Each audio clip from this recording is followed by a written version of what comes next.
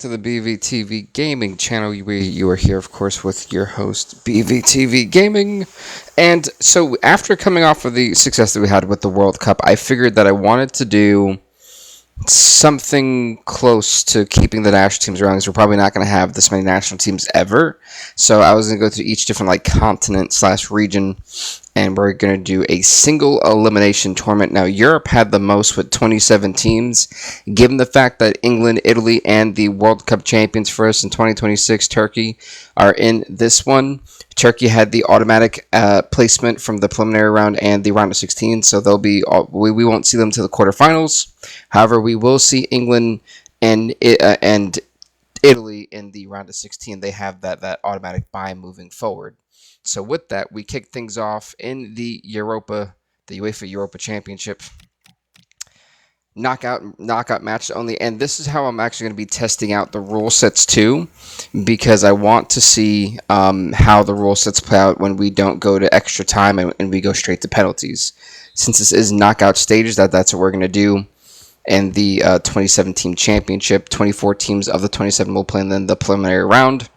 Again, Italy and England both made it to the semifinals of the World Cup tournament, so they get an automatic bye to the round of 16. Meanwhile, the World Cup champions Turkey get an automatic bye to the quarterfinals.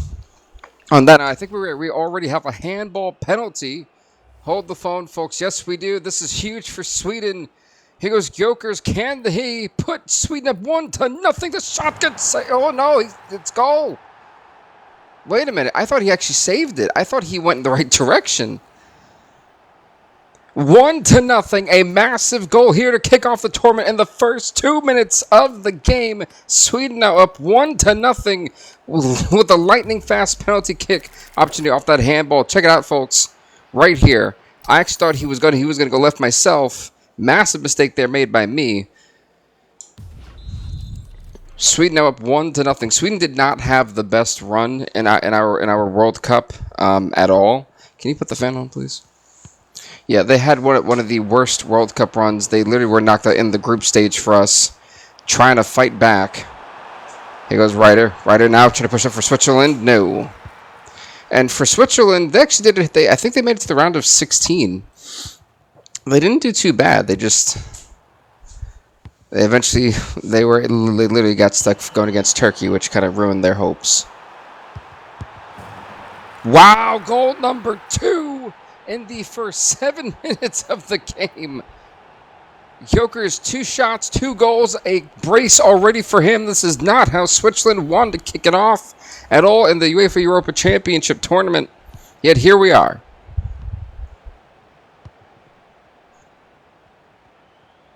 Those coming in, welcome.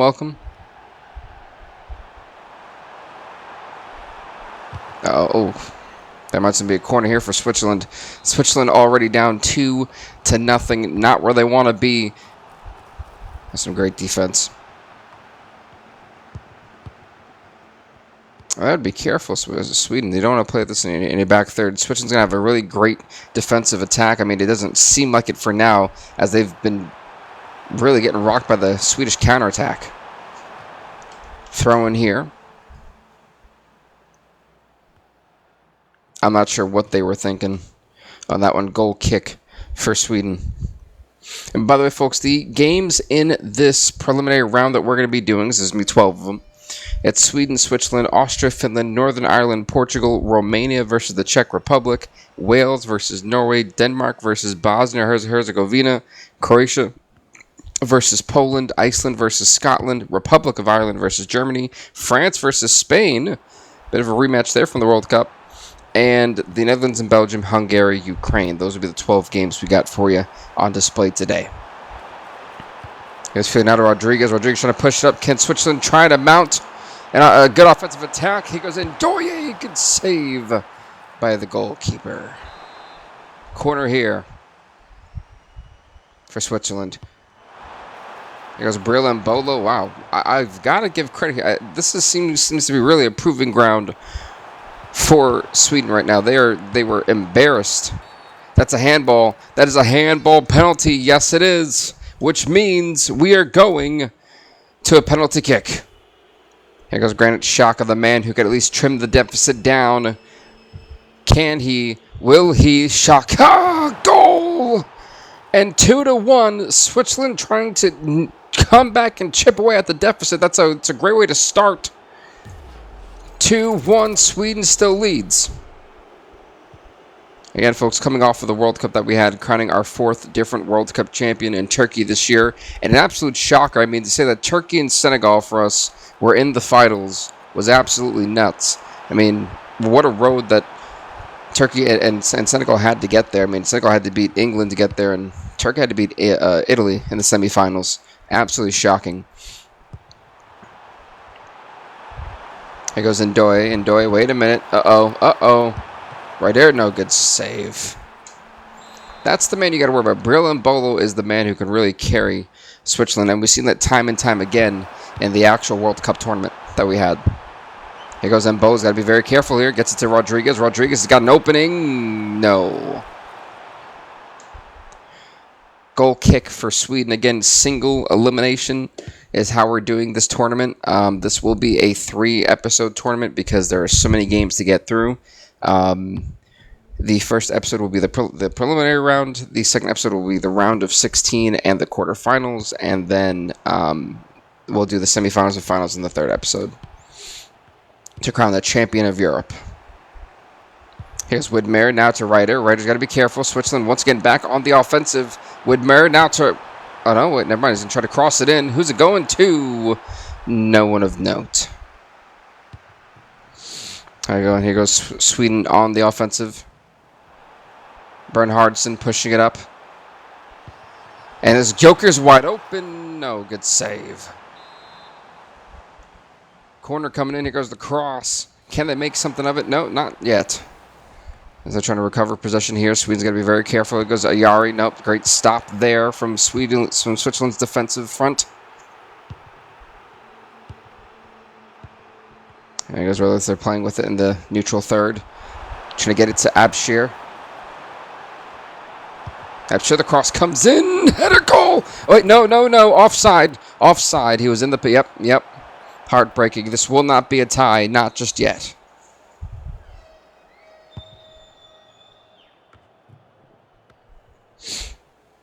To those coming in, welcome.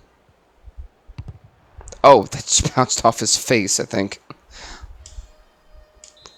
Poor guy. Free kick given to Sweden. Up next, folks, will be Hungary and Ukraine.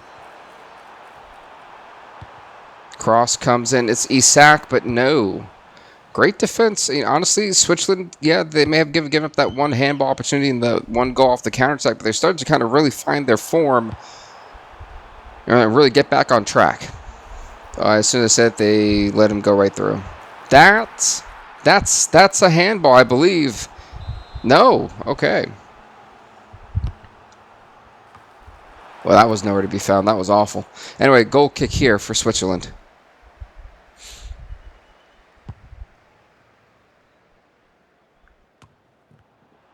Xhaka, the man with 1 goal already. Getting it to Rodriguez. This is a good midfielding crew they have. Great interception there by Karlström. Now it's Gjokers. It's going to be Gjokers and Eveldi. Now to Isak. Karlström's got it. Goodmanson. Oh. So close.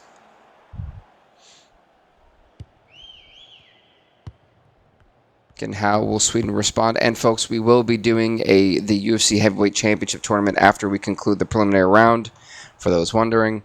And I am testing out a bit of a new rule set in this tournament. So my goal with this rule set is to eliminate extra time to see if penalties are just better. Oh, it bounced off the... Brillon tied! We're tied in the 43rd minute. Brillon ties it up 2-2 from what was looking like imminent disaster in the first 10 minutes of the game for Switzerland. They were down 2-0. And folks, here, after 43 minutes total, we are tied at 2 apiece. It bounced and it rebounded right to Brillon foot. The goalkeeper could not get there in time. What a goal for Brillon, but more importantly, we're tied at 2-2. The opening game here of the not well, actually, of the UEFA Europa Championship tournament has proven to be quite extremely bizarre. What a wild run. And for Sweden, like I said, they actually opened up the World Cup tournament because it was actually Mexico and Sweden who opened it up for us last month. And to see where we are now, they actually got knocked out too, which is crazy.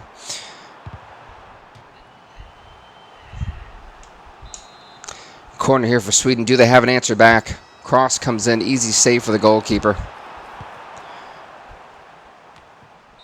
And for those wondering too, so I will be getting EAFC 27 when it comes out, and we'll immediately start our Club World Cup September 25th when the game drops. And I'm really looking forward to that because I think that's going to carry us, I want to say, from September all the way till probably January. The goal is to have 128 teams in it, and we'll do a group stage. Which I know you guys like, BV, why are you doing this to yourself? That's a great question. I don't know. There goes Switzerland. Xhaka now to Freuler. Abshir. Xhaka. Freuler again. Freuler, he's got a chance. No, great block there by Nyren. Switzerland now trying to move this thing past their defensive third, volleying it over. Call that route. No, he's not blowing the whistle. That's definitely a yellow card for sure.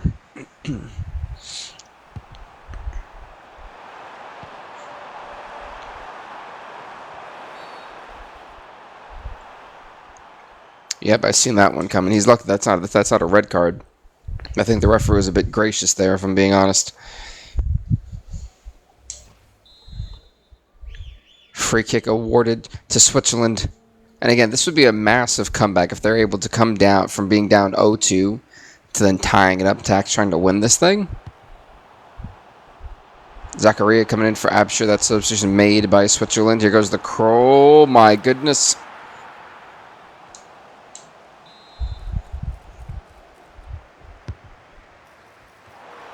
Great save from the goalkeeper, but it's still in play. Sweden trying to desperately take back the lead.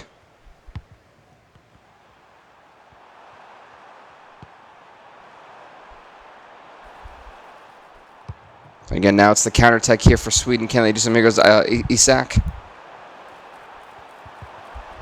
He walked out of bounds.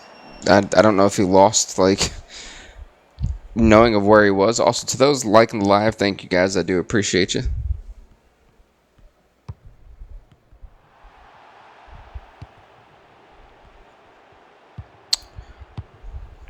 Let's see Switzerland now. It goes Zakaria now to Widmer. Because Ryder's got to be very careful, though. They can close out on him bad. But he's got Zakaria. Tries to volley it over, but a very bad volley. That was right to the goalkeeper's hands. And now it's Switzerland again. They're liking this fast-paced play I'm seeing here. Here goes Ayari. Ayari's got two guys with him. And so I think he's going to try to take the shot himself. I would have passed it to, I think it was actually Gyökeres who was in the waiting arms of that. Oh, that was a bad decision in my opinion. Okafor coming in for Raider, that substitution also by Switzerland.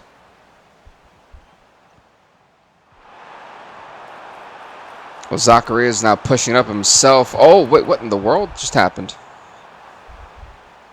I'm not sure if that was intentional or he just stumbled or what happened, but if he would have kept going, I'm pretty sure he would have beat the man. Here's Bergvall. Now to Gyökeres, man with the brace. Great defensive stop there. Zakaria's got two guys with him. Volleying it over to Rodriguez, though. Maybe looking for a better cross to come in. Yes, it is. He's got him. Brilliant Bolo goal! 3-2. Don't judge me. I see you over there. Don't judge me. Sorry, folks. I had someone who's in the corner here looking at me like I just had a stroke. 3-2. A massive goal here for Switzerland. What a comeback for Switzerland there to move on to the round of 16. A massive goal scored coming down from an 0-2 deficit in the first 10 minutes of the game to now a 3-2 lead here in the 67th minute of this one.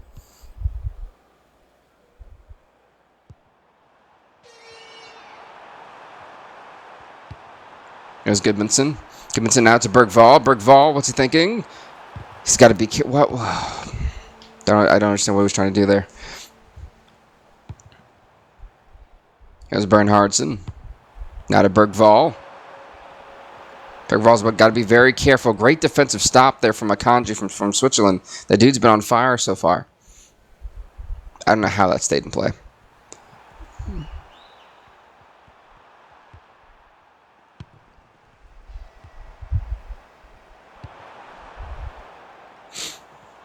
So to those, if there is like a... Oh, do you mind turning that off? Or like, can you put that lower?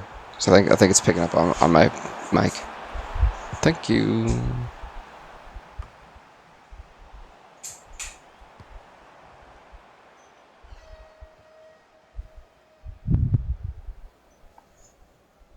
Sorry about that, folks. Thank you. And throw in here. Whoa, great. That was awesome. That's a massive opportunity, possibly. Can they find an opening? They do it with Bernhardsen. Oh, my God. What a goal. 3-3. Sweden not trying to literally falter here in the 76th minute. What a goal there. I mean, to get that through, I honestly didn't think that was going to go through at all. And what a massive goal. 3 apiece. We are tied. 118 passes, by the way, folks, for Sweden. 116 for Switzerland. Been a very pass-heavy game to this point.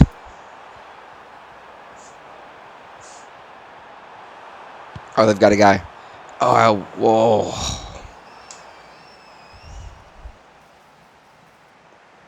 Both goalkeepers have had a really rough game. Alanga coming in for Bernhardsen. That substitution made by Sweden.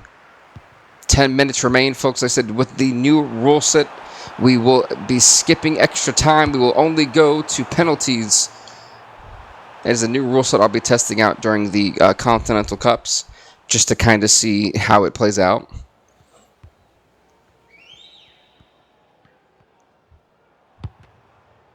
Gosh, that bounced off his face.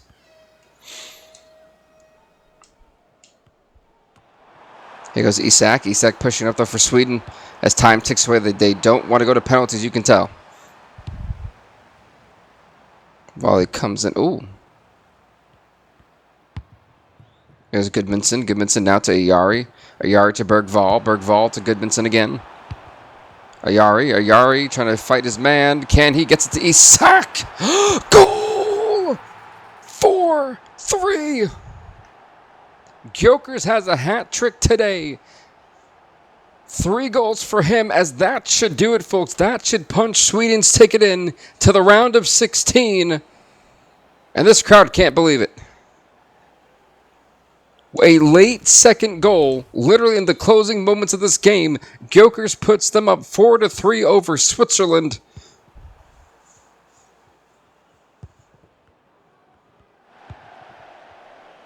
Again, does Switzerland have anything left in I can't even speak, in the tank? And if I'm Sweden, just keep running the clock or extend your lead, either or. As I mentioned, folks, Hungary, Ukraine is up next.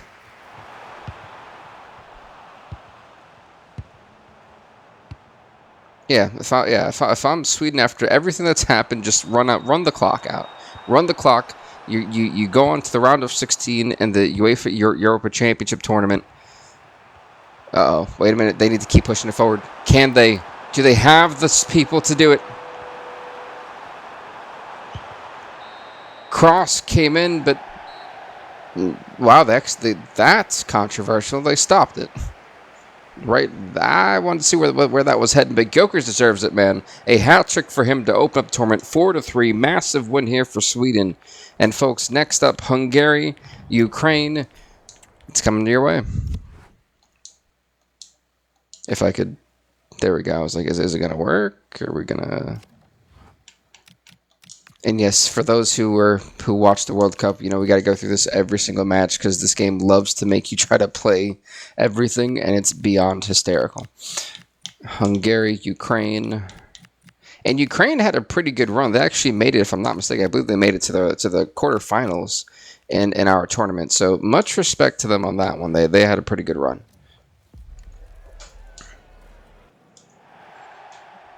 Here we go, folks. By the way, if you're wondering, Hungary in the red, Ukraine in the blue.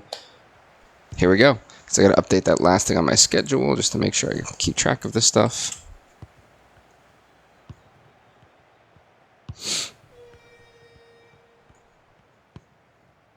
Oh, wow. I just realized that Sweden now has to go against England in the next round because England had the buy-in to get to the round of 16 due to their placement in the World Cup. That's crazy.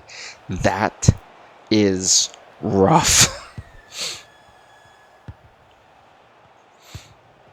And as for Ukraine, after coming off of a great, debut in the World Cup, making it to the round of the quarterfinals, I'm expecting them to make a decent run here, but they've got a lot of powerhouse teams. I think one of the countries really underperformed in the World Cup for us was Portugal. I expected them to go far in the tournament. They bounced out relatively quickly. Oh, Margarita, thank you so much for liking the live. I appreciate it. This cross came in, but nothing really to note. It's going to be really hard to match the game we just seen between Switzerland and Sweden. That 4-3 game, I mean, we had 3 goals scored in the first 10 minutes or 16 minutes. It was an insane number. And for both of these sides, I think everyone now has put a lot of respect on Turkey, especially how far they came in the World Cup tournament to win it. I was kind of pulling for Senegal, I have to admit. When we got to the finals, I was 1,000% pulling for Senegal. That didn't happen because they had such a miracle run. And Italy went through hell and high water. They were in the group of death. They made it to the semis and just collapsed to Turkey at the end. There's Varga, good save. Cross here now, award to Hungary. What will they do with it? Can they? No. Goal kick for Ukraine. Again, for Ukraine, what really worked for them in the World Cup, at least in their performance, was their counterattacking. Their counterattacking seemed to work almost perfectly. I mean, they got so many goals off it. That's actually how they won their group. Was it Group M, I believe, is the group they were in, and a lot of teams had a really hard time managing the wing play. It was very good. They have a good midfielding front. I would use that to their advantage. Hungary, on the other hand, I actually think they have a pretty solid defensive team, at least in terms of when you match up against Ukraine. I'm expecting Hungary to be a bit aggressive defensively. Here's Shaparenko. I don't know, we said that name so many times in the World Cup. Brozko now to Matvienko. Matvienko, what's thinking? No, pass it back and forth. Now pushing it up in the neutral third, trying to mount an offensive attack. Shaparenko gets stopped, and here goes Dobvik. Dobvik's going to be... They're closing in. Can he? Oh, wait. Oh, my God. Unbelievable. To keep that in play the way they did, a phenomenal goal, pure determination. Ukraine is up 1-0 against Hungary. That thing stayed in play what it absolutely should have. I mean, take a look. It bounced off the sidebar there, and then the goalkeeper couldn't catch it, and then it went right back to Dobvik, and all he had to do was head it right in. Phenomenal. 1-0 in the 25th minute here. Ukraine leads.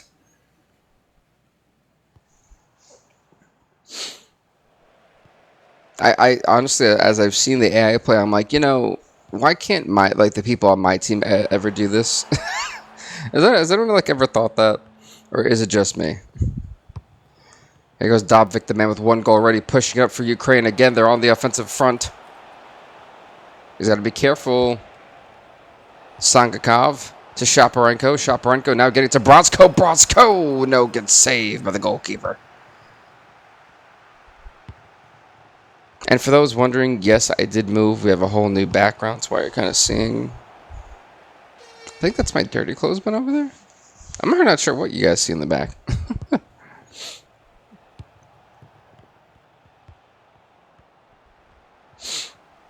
Now look at this. Now Hungary can try to mount something of an offensive attack, potentially.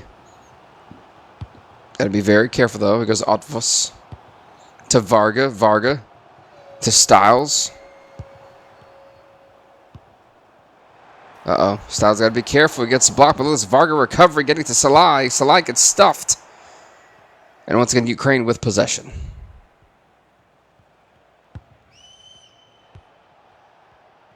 Sudakov.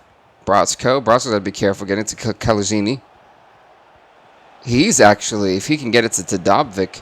It's Bratsko! No. Goal kick for Hungary.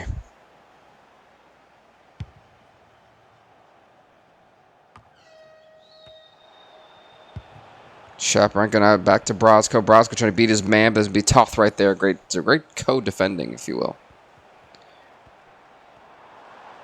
I have not been able to say that guy's name for the entire World Cup, and I'm still not even going to try to. Number 10 from Hungary. What's up, Liam? Welcome, welcome.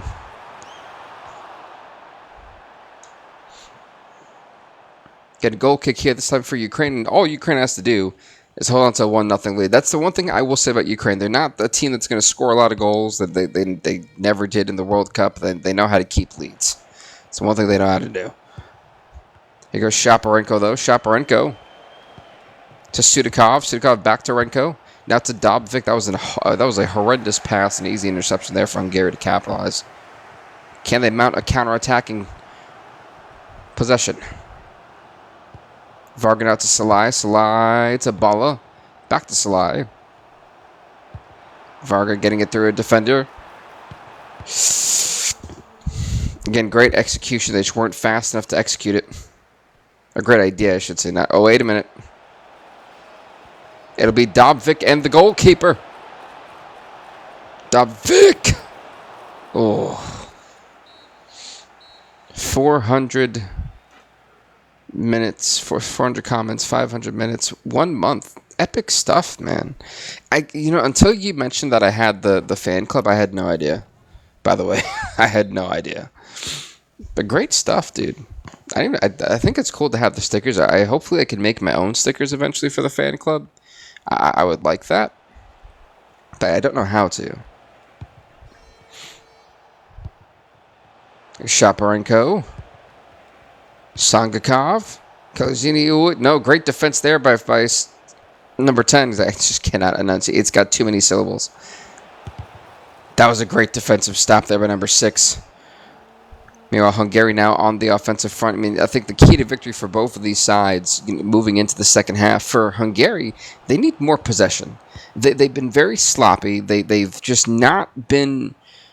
What got them past the group stage in the World Cup was the fact that they were very aggressive defensively, which they have not been. And they've had so many mistakes offensively. It's not even funny. Dobvik, 2 goals for Ukraine here today, 2-0 over Hungary. Sound the alarm. How will Hungary respond as Ukraine is on fire right now?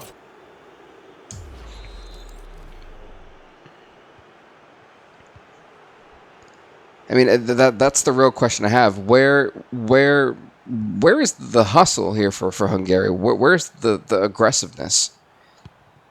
They're normally not this sloppy, and they've been very sloppy today.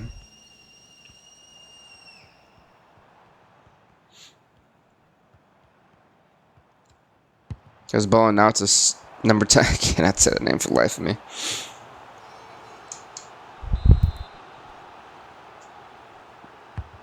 Here's Sangvai now to Otvos. That was the wrong thing. That was a substitution, by the way. Sangvai coming in for Otvos, not the other way around.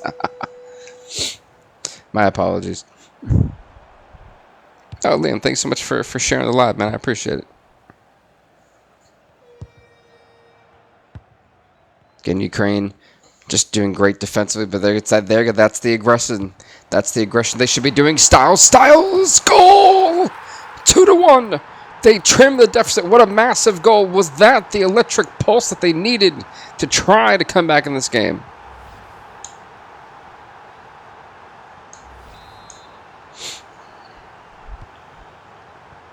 Are you recording me? Oh, okay. I was like, you creep? Again, how will Ukraine respond after giving up that goal in the 60th minute? The cross comes in. They're going for a shot themselves, but nowhere to really go on that one.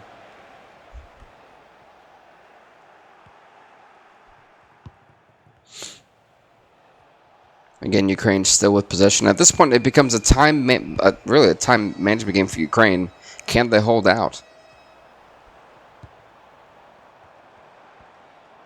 Great defensive stop there. Again, Ukraine's been playing pretty flawless up until that defensive lapse. But here goes Shaparenko. Shaparenko's got two guys with him. Trying to take it himself. The shot, easy save for the goalkeeper. Corner here for Ukraine.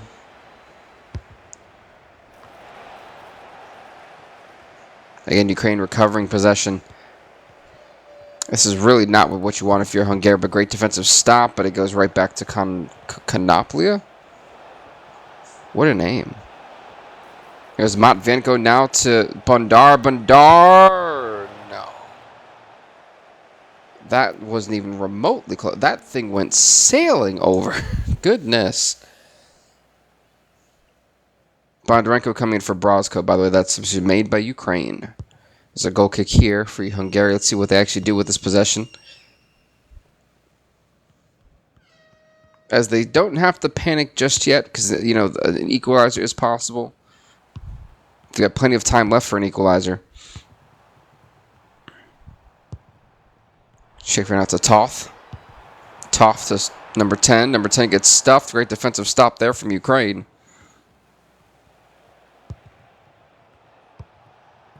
Bondarenko now, Bondar, getting all the way to Sudakov, but that's gonna, excellent, that was well placed. It's Bondarenko's, we got nobody with them. Yeah, he had nobody with him. There was nothing he could do. He was trapped.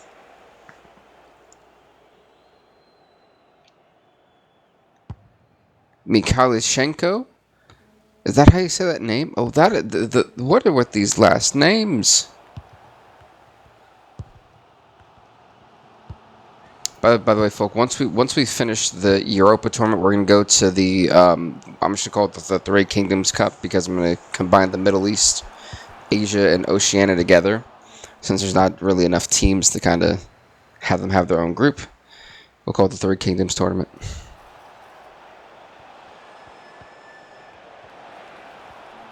There's Bondar. Bondar's got somebody with him.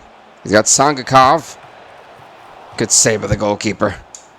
Corner here for Ukraine. Again, for Ukraine, it's all about just draining the clock, keeping the pressure on this goalkeeper, trying to extend your lead if you can, but just making sure you don't make any more critical mistakes. You don't want to give up a goal off of a lightning-quick counterattack from Hungary, as Salina getting it to Varga. We talk about the freaking lightning-quick offensive front. Here we go. Here goes number 10. Good save. Corner. I'm not sure who that bounced off of. Did it? Wait a minute. Yes, it did. Yes, it did. Handball, which means penalty opportunity. Can they tie this one up? Sibalai. Can he? The shot. Oh, great defensive stop. Keeping the lead 2-1. How heartbreaking for Hungary. But they still have life in this. Cross comes in. Ukraine almost avoided disaster with giving up their lead. Here goes Sagakov now pushing it up for Ukraine. That wasn't going to do much. Ukraine still trying to recover possession. They do. It looks like nope. There was an infraction which allows Hungary potentially one more chance to tie this thing up and force penalties. As time is now ticking away. By the way, folks, up next is going to be Northern Ireland versus Portugal. It bounces back to him. Schaefer, good save, goodness. Corner here.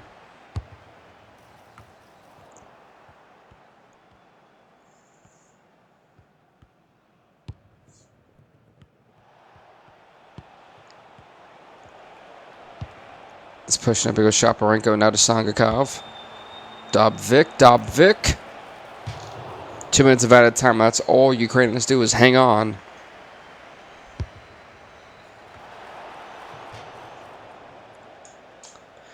I mean, technically, Hungary, they have to really push this thing up like incredibly fast. Everyone's got to be kind of pushing forward. There cannot be a stop to go backward. It's an absolute must move. That's not going to do it. Great interception, Sudikov.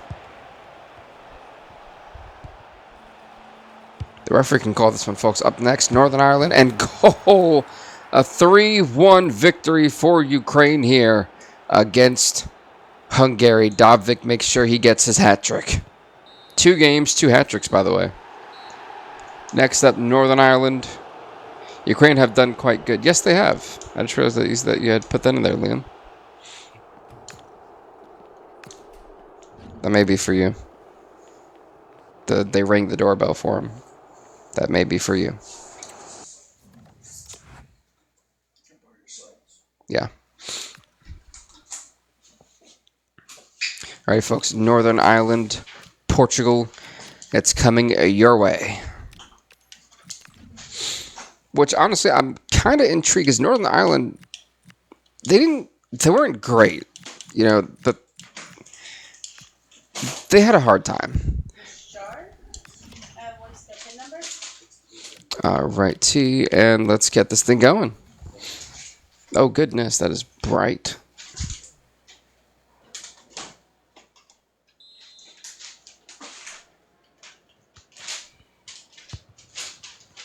All righty.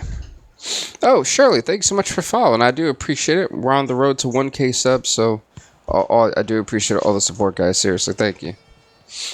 By the way, folks, Portugal in the red, Northern Ireland in the green. Here goes Ronaldo. Wait a minute, Ronaldo. No. And just like that, already a corner being given to Portugal here. Again, for a team that I had such high expectations for in the World Cup tournament, I really thought that this could be their year. And it really did fall flat for Portugal. I mean, getting knocked out. They didn't get knocked out in the round of 32. They got knocked out in the round of 16. And I just was expecting there to be just a deeper run to the semis almost. And that just didn't happen. I'm not sure what went wrong. It just... It was really hard to kind of pinpoint what the issue was. And for Northern Ireland, what an upset this would be if they're able to overthrow Portugal here and make it to the round of 16.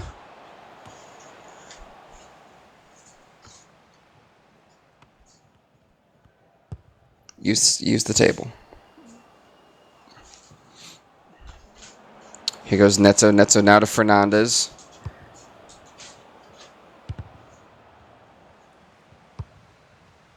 Again, some good defensive. Honestly, Northern Ireland is the one team that did not score any goal. They scored no goals in the group stage of the World Cup, but they were... I can't even say that they were pretty good defensively.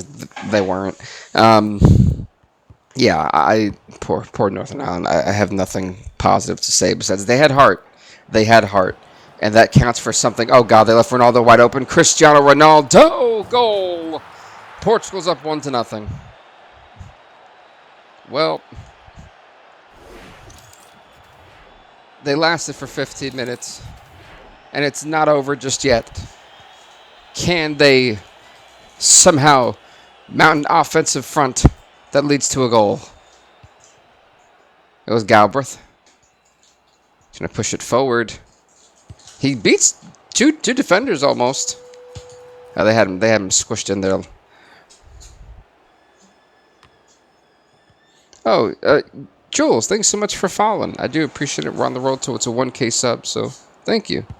Every follow that does really mean a lot, though, guys. Seriously, I would really love to get to the... I think it's called Creator Club here on TikTok. That would be pretty cool. Again, Portugal once again pushing it up. Here goes Neto. Neto now to Vitinha. Great defensive... Wow, that... Luckily, the referee didn't call that, but that was a bit overtly aggressive. But here goes Marshall now. What a volley. He's got that opportunity really closed down pretty fast. Great defensive side swipe And now Portugal once again pushing it forward.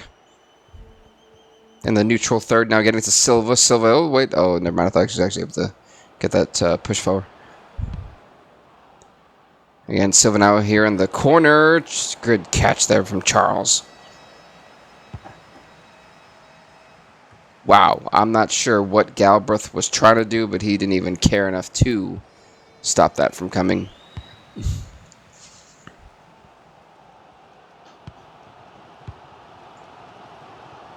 Sense to Marshall, and Portugal is suffocating them with possession right now. Great stop there, but up. Ronaldo got a bit too fancy, and he got it right back. Never mind. There's Neves. Now to Cancelo. Looks like Portugal's trying to open up. Try to find a weak point here in the Northern Ireland defensive front. I'm not sure why they thought that was a good idea. Wait, great stop there. Even if it was by accident, great defensive stop. And here goes Northern Ireland trying to go on the counter attack. On the offensive, can they? Guys, got to be careful. Gets past the defender, gets past two, but gets it to Galbraith. Oh, but Galbraith. Yeah, never mind. Actually, did I do the thing for the last match? I don't think I did. Oh, by the way, folks, the winner of this one does get Ukraine in the next, in the round of 16. Because I'm bouncing around on how the games are being played, so this is like a certain bracket for them.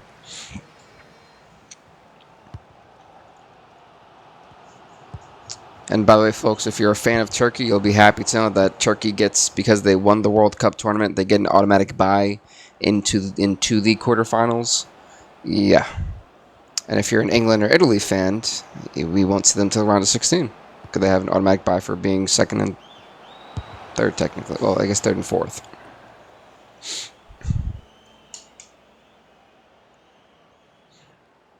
Again, goal kick here for Northern Ireland. And it's not terrible. Like, this is still... There's potential for a tying goal for Northern Ireland. They're only down by one. If they can try to... If I'm going to be completely honest, with the way this first half has gone, it has not been a great offensive showcase for them.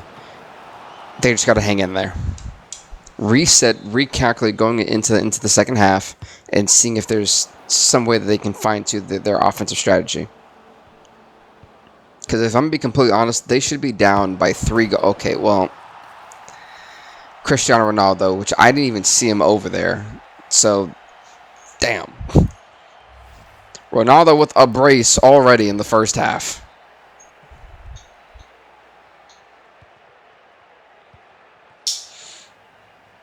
And if you're wondering, Jesus Christ. But if you are wondering, yes, all of the match draws were done by random. I thought it was easier to do it that way. Oh.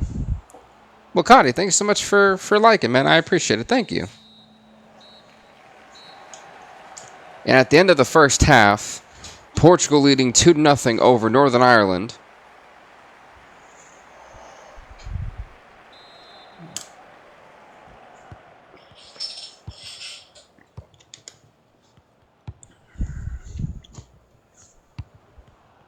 Again, Portugal is doing what I thought they were going to do, but I respect the fact that Northern Ireland still... it's the offensive sloppiness for me. It's the passing. That's been the biggest issue for Northern Ireland. Their passing has not been good so far. They've really got to tighten it up. Because Bradley, this is actually what they need. An offensive attack. Oh, but as soon as...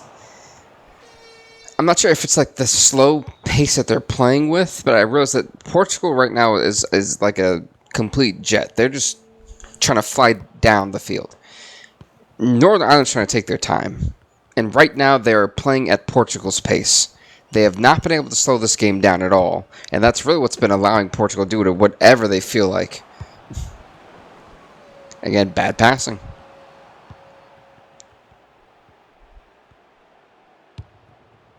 Goes Charles. But wait a minute, there's still chance for an opportunity. Marshall, oh, he just...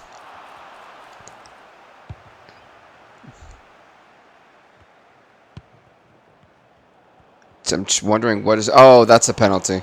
That is a penalty, yeah. You try that on Ronaldo out of all people, dude. Come on. Come on. Oh, they're giving a free kick. Wow, you guys got lucky. And McNair's only getting a yellow.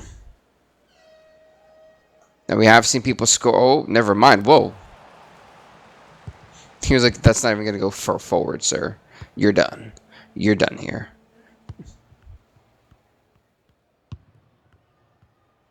Again, Northern Ireland, can they finally mount something of note? And an offside was not what I was looking for. By the way, folks, up next, it is going to be Denmark versus Bosnia Herzegovina. That is up next.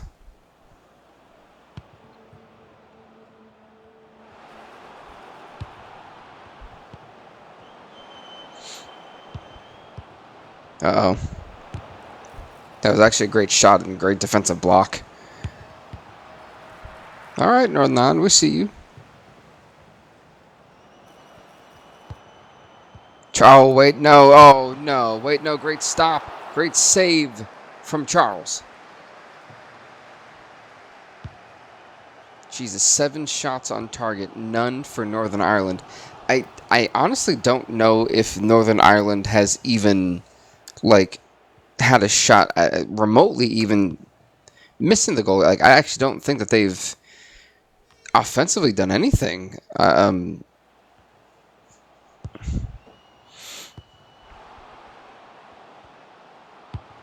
Oh, wait, this could be huge. Oh.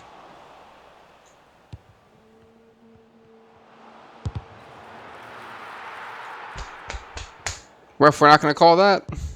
You called it 3 times in the Sweden and Switzerland game, but you're not going to call it here. Interesting. Interesting. That's very interesting, I find.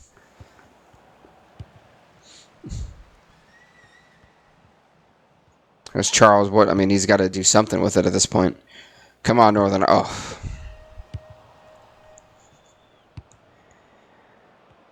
At this point, it feels like Northern Ireland is participating in just running around. That's what it looks like.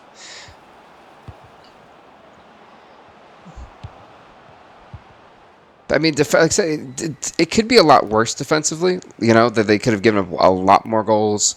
It's just offensively, man, it has been left to a whimper. But here goes Deveni. This is the chance. Deveni! Oh! And a yellow card award. I think that's Neto, by the way. No, that was... Who? Bernardo? Oh. Okay, I was like, wait a minute. Ah, it was the yellow card for Silva. So I will say that this week I am going to... do my rival stream, and I'm gonna let people join me in that game. Fingers crossed. Fingers crossed that I don't have 5 DPS on my team. Apparently, Sheamus is leaving WWE. I don't believe that. I don't believe that, Liam. That there's no way. He's one of the few people that I think is like a lifer for them. You know. I just can't see that. Again, Portugal. That's Fernandez. Great stop there. Can they do? I mean, there's still time. We've seen people score 2 goals in like 7 minutes. Can Northern Ireland? Oh.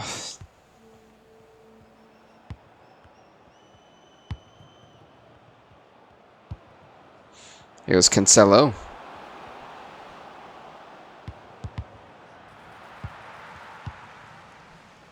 Yeah, I think this one, the writing is on the wall. He refused something, probably because he didn't want to take a pay cut. That's probably what it is.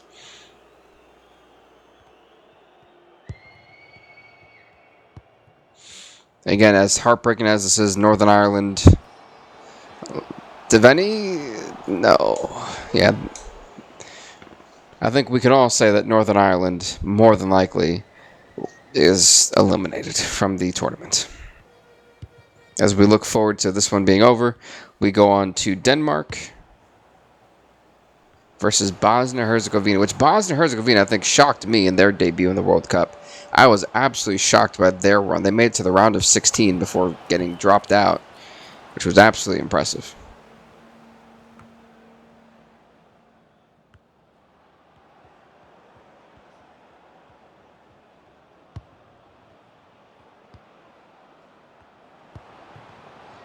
Uh, are they looking for goal number 3 just to add insult to injury, Portugal?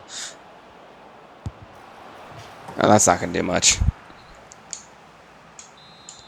Corner here for Portugal as time is taken away in this one.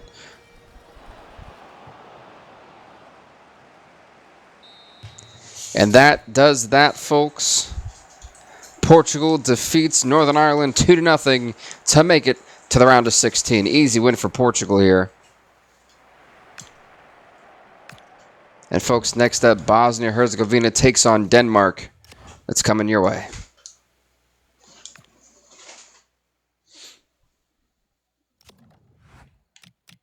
And yes, I have to do this every single time. It drives me nuts.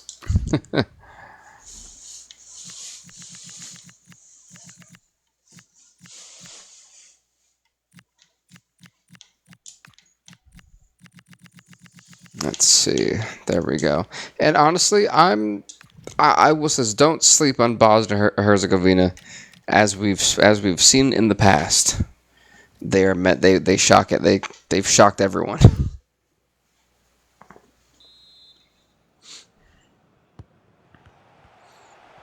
So Bosnia, by the way, folks, Bosnia-Herzegovina in the white, Denmark in the red. Denmark, to me, had a surprisingly lackluster run in the tournament. I was expecting just a lot better from them, and that just did not happen. So I'm also adding the scores.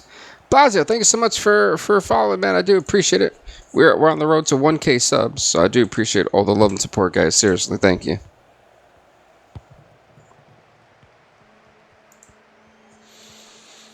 And by the way, folks, following this game here, what we're going to be doing will be... Ooh, I think Romania and the Czech Republic would be pretty good to do next.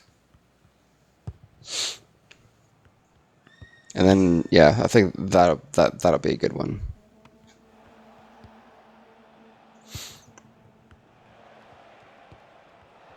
There's Bosic now to Demirovic.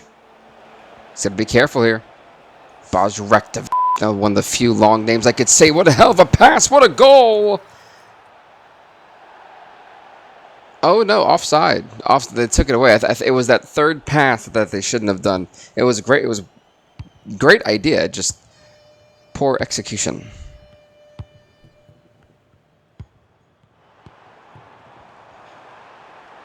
Here goes Hojlund. Hojlund trying to take the shot. Great bouncing. Well, the defender sacrificed his body to block that.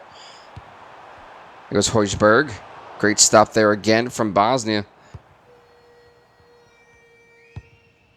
Here goes Sunjic to Demirovic.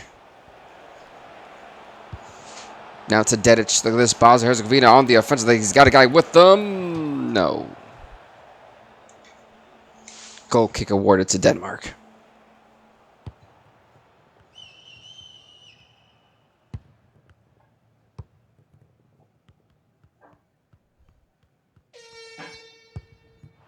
As Denmark pushed it because Froholt. Wow, great volleys wide open. Good save. Corner here for Denmark.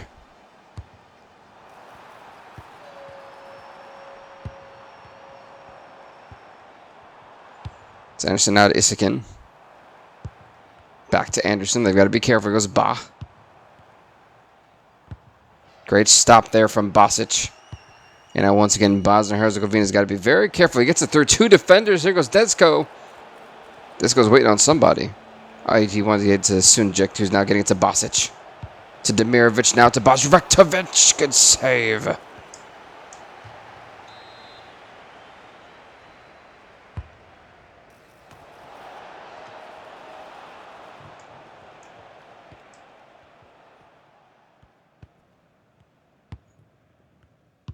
In Denmark, this is one of the few games I do expect that we'll be testing out the new rule set for, as Denmark defensively has been a pretty solid team over the years.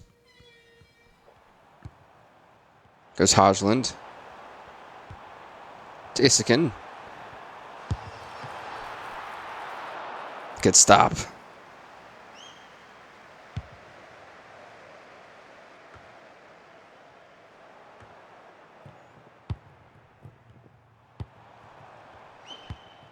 Again, now Denmark again trying to keep possession and keep pressuring the goalkeeper. What I will say is that even though they've done a lot of pressuring here, Bosnia and Herzegovina has done pretty good at, well, I mean, they've sacrificed their body quite a lot to stop these shots, but they've actually done a pretty good job at making life pretty difficult for Denmark to do anything in their own defensive third.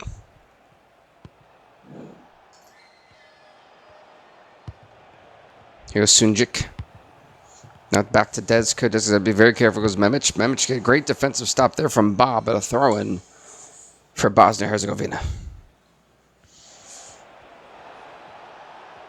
Memic got to be very careful. Getting it past his man, but ultimately not much really going for him there.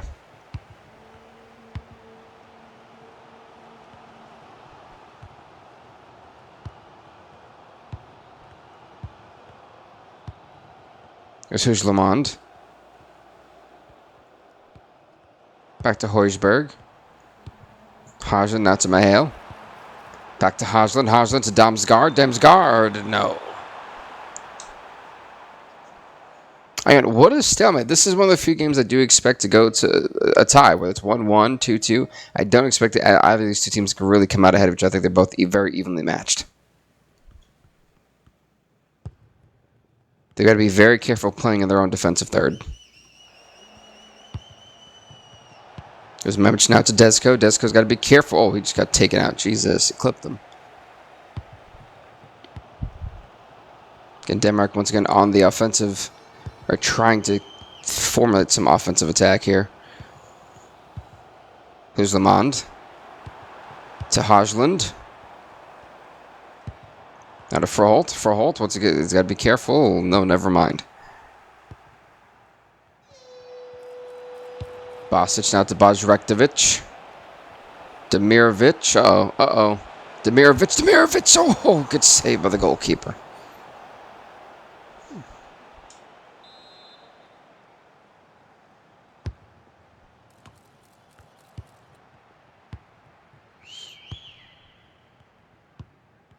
Was someone just like whistling like they were interesting?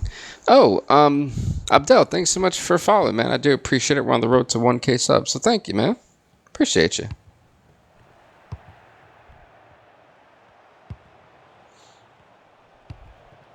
Here's Katic. They've got to be very... I don't like what they're doing. They've got to be very careful here. Because if Denmark wanted to be aggressive and try to really put pressure on them, who's going to help out? The goalkeeper. Here goes Dedic. He's got to be very careful. That's just a blockade of red. And that is going to do it at the end of the first half, folks. We are tied 0-0. Both teams just cannot find anything to really go past one another. They've been deadlocked.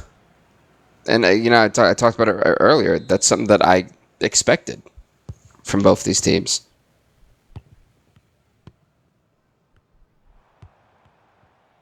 Again, I think the key to victory for both sides, if you're Denmark, I think what they're doing, it's been pretty solid in both fronts. I mean, while there has been anything that's been spectacular, they've pressured the goalkeeper. They're tightening up on their defensive mistakes. We've seen that over the course of the first half. Meanwhile, for Bosnia and Herzegovina, I want more of that offensive aggressiveness. We've seen glimpses of it.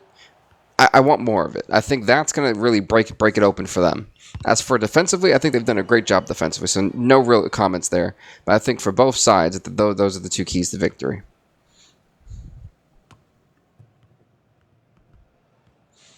And Denmark now playing in their own defensive third. I don't know why people like doing this.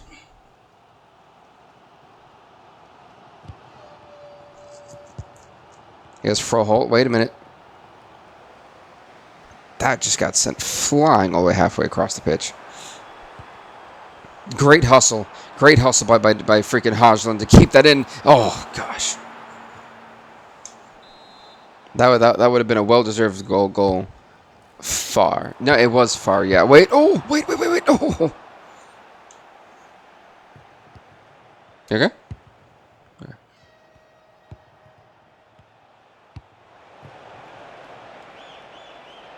Now it's Bosnia-Herzegovina. Bajrektovic. Wait a minute. The header off the... Oh. Corner given. Great stuff there.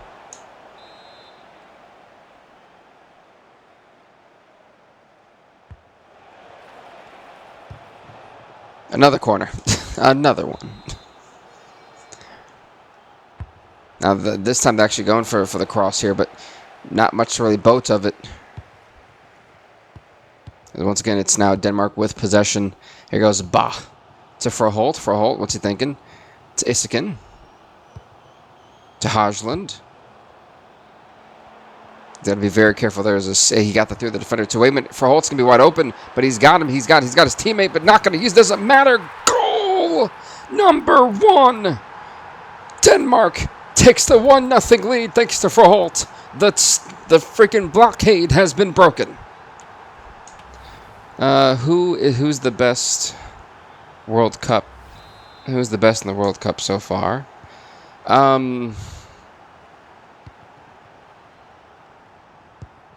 don't know. That's a tough question to answer. I think that everyone... I'm really not impressed with France. I don't think France has really been tested yet in this World Cup, so I can't really say them. They're just fast, and they have got great...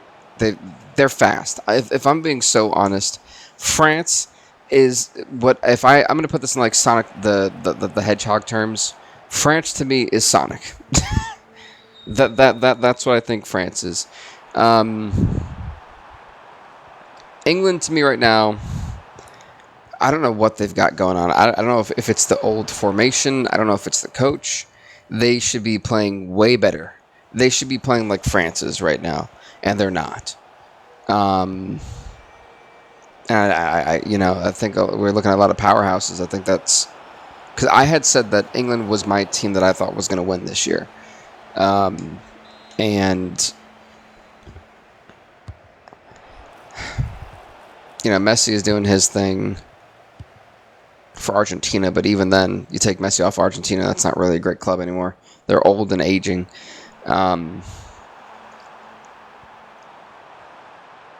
That's tough. I can't really say.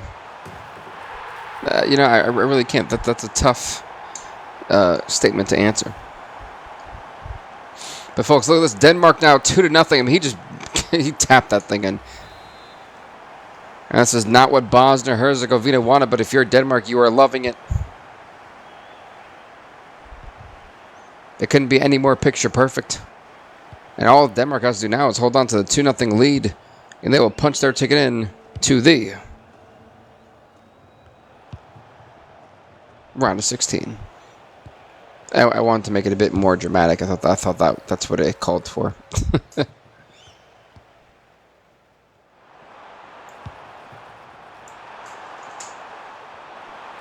There's Haaland. Oh.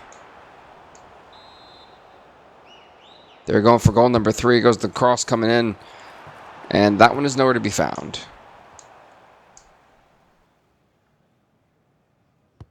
What is that? Madzahametovic?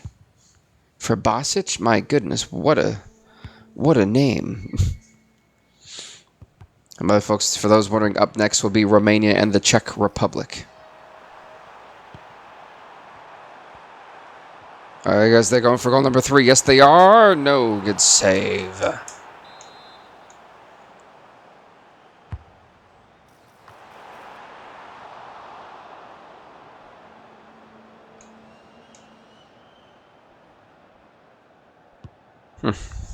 Goal kick.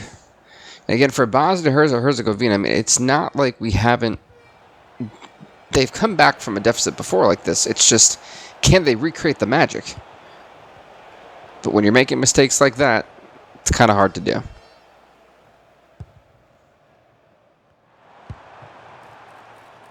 As Denmark pushing it back up. Here goes Haaland thinking it's time for another goal, but passing off to Hujleman, now to Damsgaard. Easy save for Vasilic.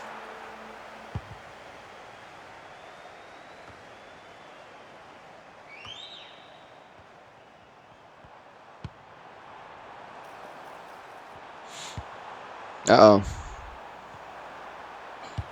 Wow, 150 passes for Denmark, 99% accuracy. I'm not even sure how many passes you had to miss or like have an issue with, for it to take it down 1%. That's insane. Talk about playing flawlessly. That's how that is honestly how you do it. My goodness.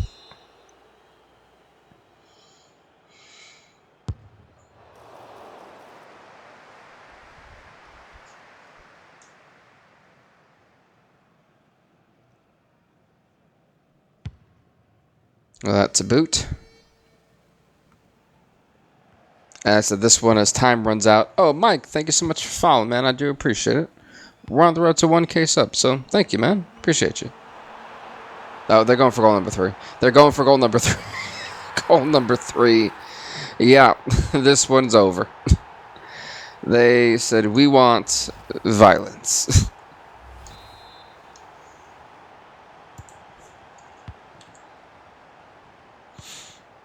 Three to nothing. This is one of the... I mean, listen, Bosnia Herzegovina, they kept it close for about a good, 60 minutes. And then just a cataclysmic collapse happened. It's really, I mean, that's the best way to put it, unfortunately for them. It's hard to watch.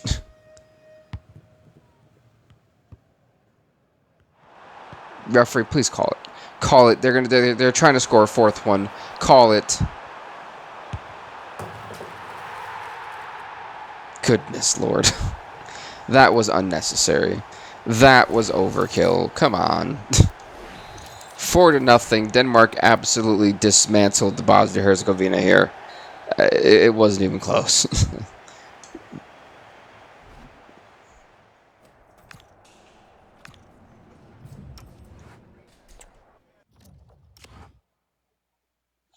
Up next, Romania, Czech Republic.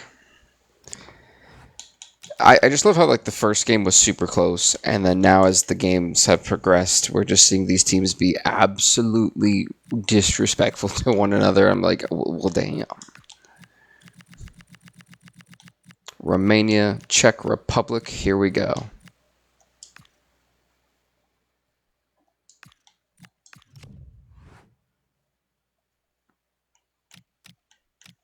Why does it keep taking us to Walled Stadium? Can we please go somewhere else? Yeah, let's go to Wembley. There you go. Something different. Here we go, folks. The Czech Republic, Romania.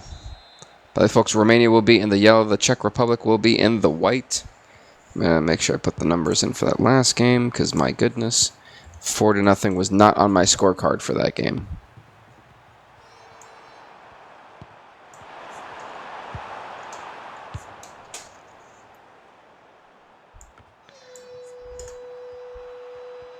So far, I mean, the round of 16 is starting to shape up.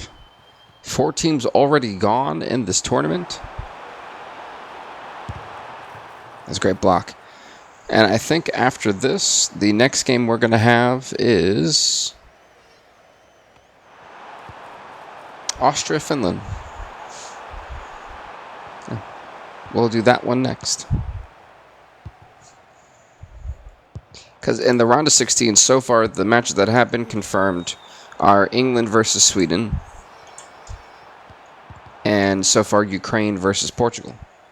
Those are the 2 games so far. Like I said, this tournament in particular is going to be 3 episodes just because the preliminary rounds itself is 12 games.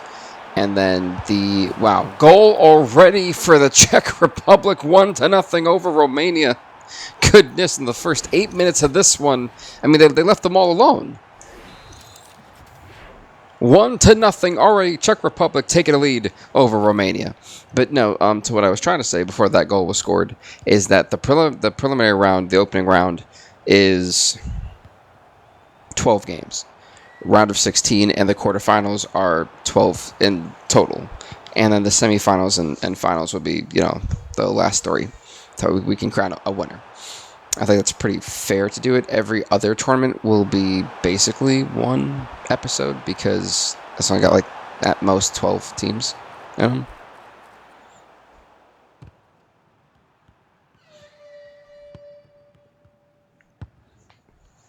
And the main reason why I wanted to do this is because they may never add 60 teams again into a World Cup, or like into the game, and I wanted to make sure we can at least see all these teams in just more than one setting. Yeah.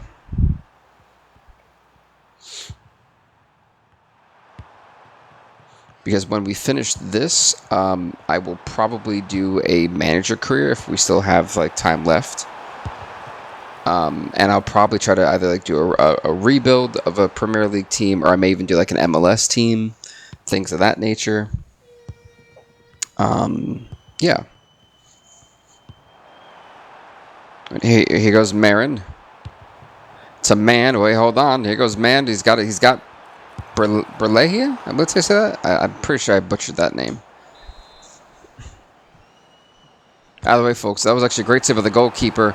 That was not a great corner at all. Let's see who recovers possession. It's looking to be the Czech Republic.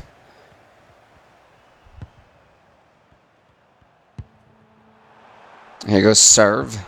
Now to Kufal. Kufal back to serve. They're trying to push it forward here for maybe another attacking. Nope, never mind. Not going to happen. Dragomir. What a name. Dragomir. It's a Marin now to Hagi. Hagi now to Man.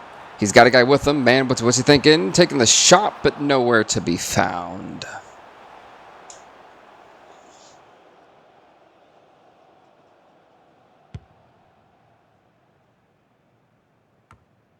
Wow, and the Czech Republic recovering possession, at least for the moment. There goes Sulk.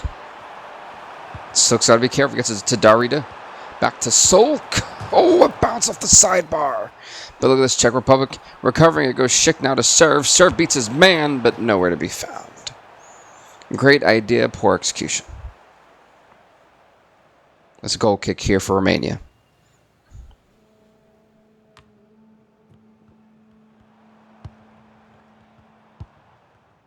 Again, can Romania try to answer back with a tying goal here? Goes Marin, but Marin was not able to kind of make sure that he secured his possession enough for it not to get sideswiped.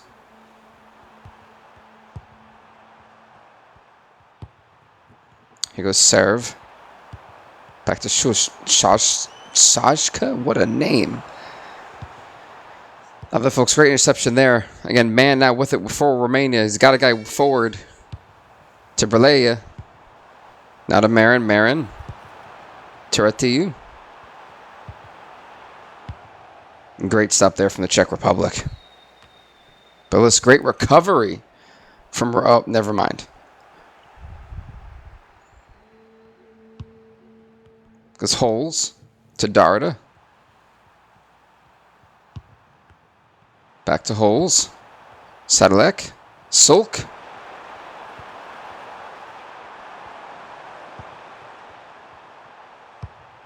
To Schick. Schick's got to be careful. Schick trying to get past the man. Good save of the goalkeeper. Not much else coming for it.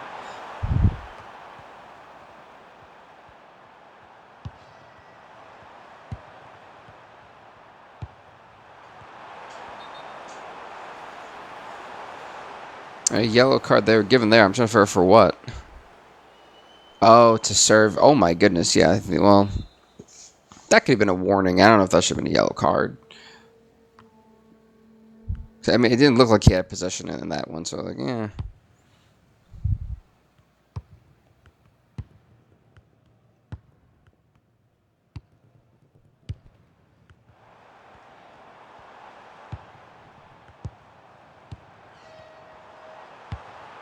Uh-oh. Wait, the header? Oh. Just over the crossbar.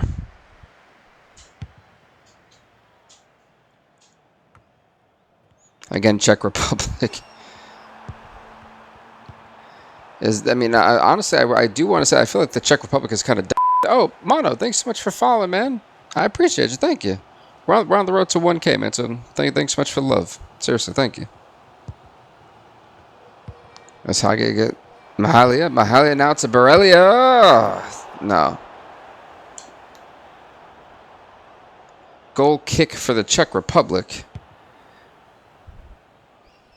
Yeah, at this point, it's actually been besides the goal that was scored in the first 8 minutes, these two have actually been kind of going back and forth with each other quite well. It was Kufal. Kufal is they're trying to score. Wait a minute, referee, come on. That should be a penalty. Wait, he actually got it back. Wait a minute. What is he doing? Oh. Bit of drama there right at the end of that one. Could have been potentially a chance to score another goal. However, as it stands, 1-0, Czech Republic leads going into the second half. If you're Romania, defensively, they gave up the goal. They woke up. They tightened up. So I think that they should get credit for that. But offensively, they need to do better. More so, creating shots that actually challenge the goalkeeper, or at least that are targeting the goalkeeper, because they've had so many that are just flying out. Oh, Stanciu coming in for Dragomir, by the way. That's made by Romania. Wow. Talk about flawlessly moving forward. He goes Sulk, but easy save for Radu.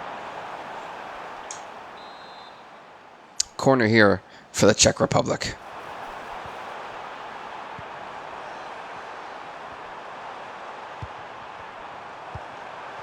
Go serve, no.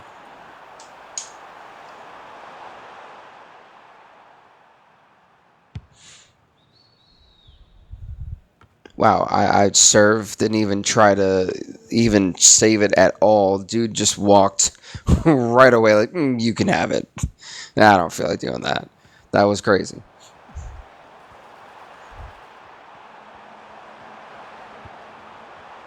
There's Marin, the shot goal number. Wait, we're tied. Hold on, we are tied. A massive goal to tie this thing up for Romania here in the 53rd minute. Check it out. Wow, it literally went right past them. That's heartbreaking. But folks, we are now back to a tie game. It is one apiece. How will the Czech Republic respond? And it's crazy to think that I have not been able to try out the new rule set to see if I like it, of kind of skipping the extra time and going right to penalties. And I was thinking about doing that for the World Cup and trying it out in the continental tournaments that we had, seeing how if it actually made a difference or not. Serve. Now look at this. They're trying to mount an attacking form. He goes serve. I think that blocked off the defender. It's going to be... Oh, no, wait. That actually missed entirely.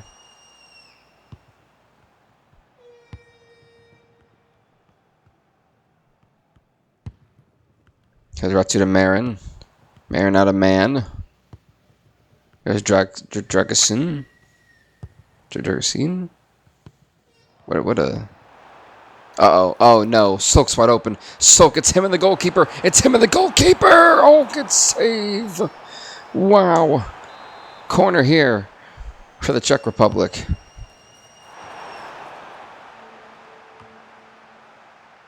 As both teams jockey and try to recover possession.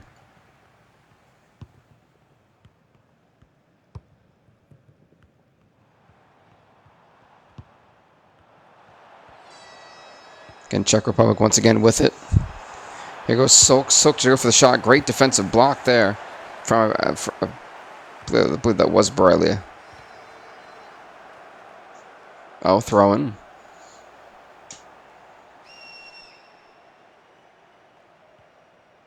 Again, for Romania, now it's about trying to take a lead. Pravad coming in for serve, by the way.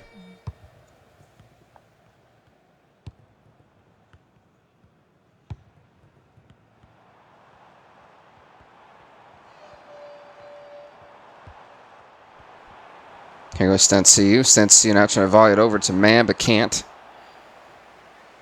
Yeah, Czech Republic had that one shut down. Oh, user 7788. Thank you so much for following, man. Appreciate you. We're on the road to 1K subs, man. So thank you. Wait a minute. Here goes Sulk. Easy save. As we are tied, this may be the game that actually allows us to see how it feels kind of coming off the penalties. Because I was thinking about it from the stance of, well, yeah, extra time is great. What if we just skipped extra time and went straight to penalties? Like, how does that kind of change the dynamic of the substitutions that are made, and so forth?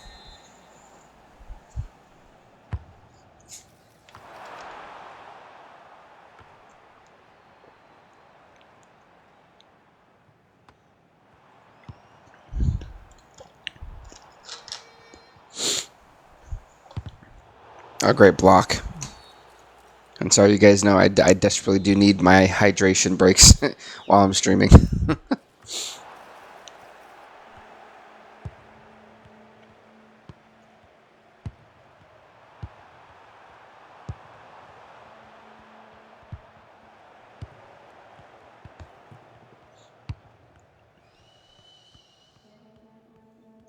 What is Romania doing? I said this is not the time to be like trying to drain out the clock because this is a tie game. Penalties are scary.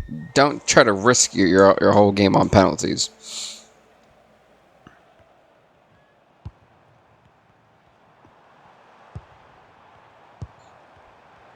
Uh-oh. Here goes Hagi. Hagging out to Borrelia. Oh, good save. And both teams fighting to recover possession. It's to be Romania winning this one, at least for the moment. Time is ticking away, folks. 10 minutes plus added time remain before we go on to penalties due to the stalemate. Will either of these teams be able to break the deadlock? And I think... Oh. Goal kick for the Czech Republic. Oh, Zahi, thanks so much for following, man. We're on the road to 1K, man. I do appreciate all the love and support, guys. Seriously, thank you. Appreciate y'all. Souček. Sadalek to Provad. Mind you, folks, that the next game we got for it is Austria versus Finland. That is up next. Uh-oh. Oh, here goes man. Oh, it threw about. Whoa. Whoa, it went in. Borrelia. A huge goal in what, the 87th minute, I think? 2-1, Romania takes a lead for the first time today.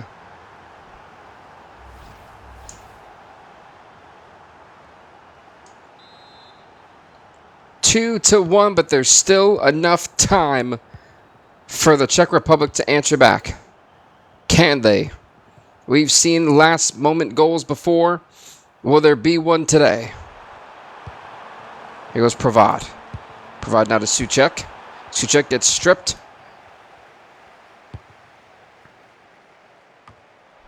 Oh, it's still back with the Czech Republic. They're back on the offensive. Here goes Schick open. Oh, it bounced in. Goal number 2. We're tied. 2-2. 2-2.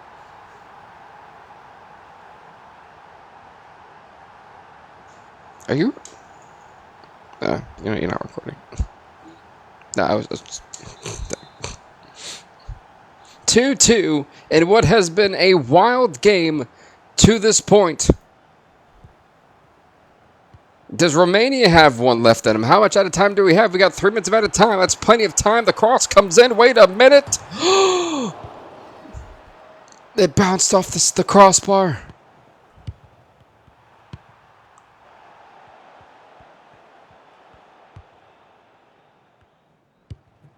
And if Romania wants that clock to keep moving, they have to keep pushing it forward and go into the box. This may be the last shot. Oh, corner.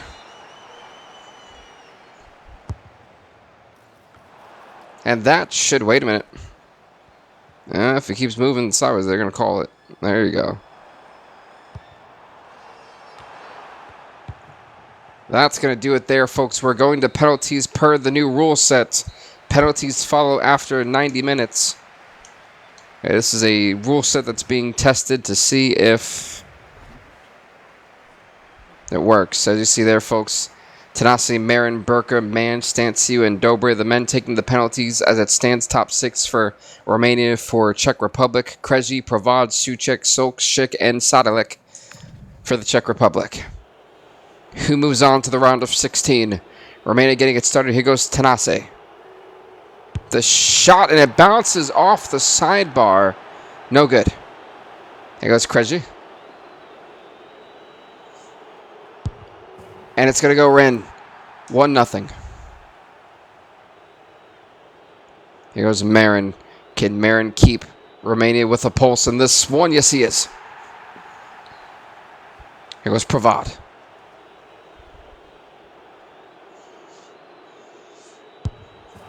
Wow. 2-2. 2-1.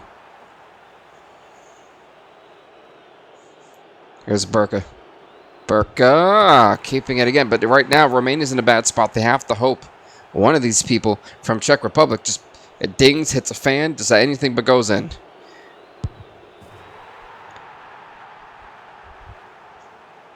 Three-two. Here goes man. No, he whiffed. He whiffed. Oh, no. If this goes in, it may be game over.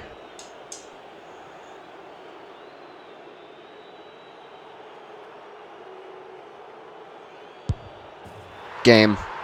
The Czech Republic will be going on to the round of 16 in the UEFA Europa tournament. I kind of liked going straight to penalties. I think that's so far so good. Wow. Next up, folks, Austria, Finland in a bizarre 2-2. But game, we went to penalties for the first time.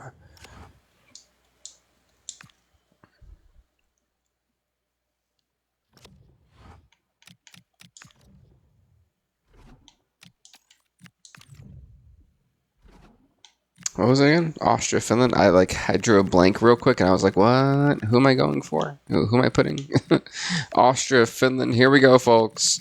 It's up next. If I can find the... There we go. I was like, it's here somewhere. I know it is. Just got to find them. And, yeah, that works. Sure. I was trying to be picky about the stadium, but I was like, I don't think anyone cares where we're at the stadium right now. Folks, here we go. Austria in the red. Finland in the blue. Following what was a bizarre game between Romania and the Czech Republic. Can't wait to see how this one does. I put that in parentheses for penalties, which means... Oh, that's an interesting one.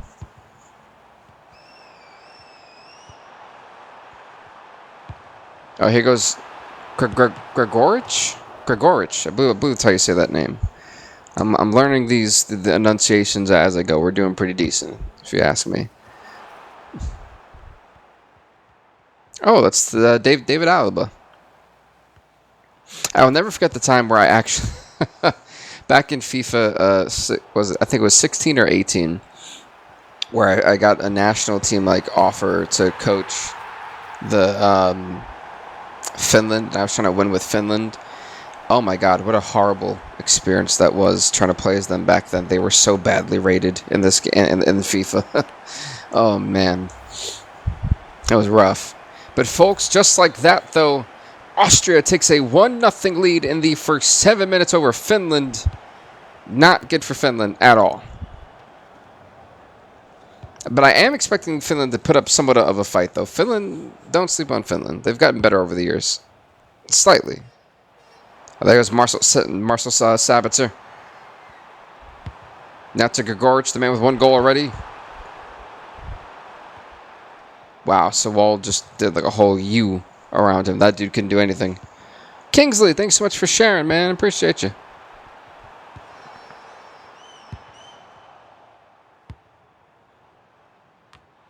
So as we've gotten done to this point, so far we know it's England versus Sweden. Italy, again, they had the bye as well, so they're ready to... Ukraine, Portugal will be in the round of 16. Well, we've got a lot more teams coming around. So, hysterically enough, the winner of this game will face Italy in the round of 16, by the way. That we can confirm.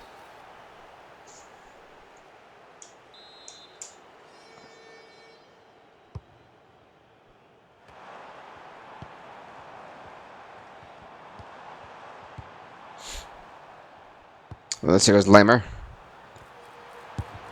Oh.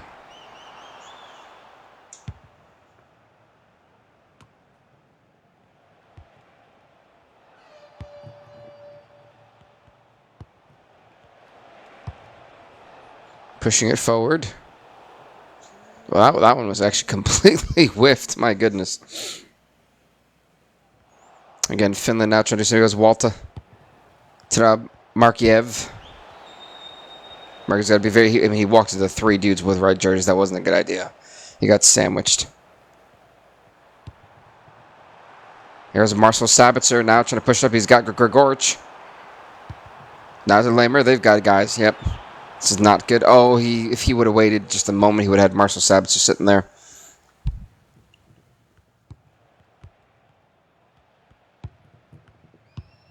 It's Markiev. To 10-0.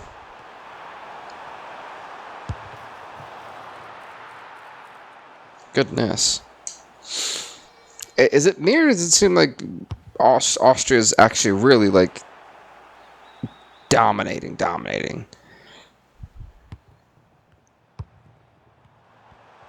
He goes winning out to Schlager.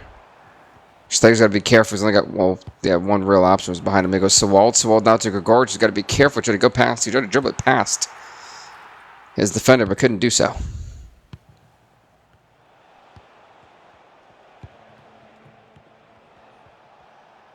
I thought that he could, but he couldn't. Limit out to Warner. Warner out to Marcel Sabitzer, who was honestly very vital in Austria making it to the round of 16 in the World Cup. Here goes Schmid, goal number 2. Goal number 2. Austria now leading 2-0 over Finland. Goodness.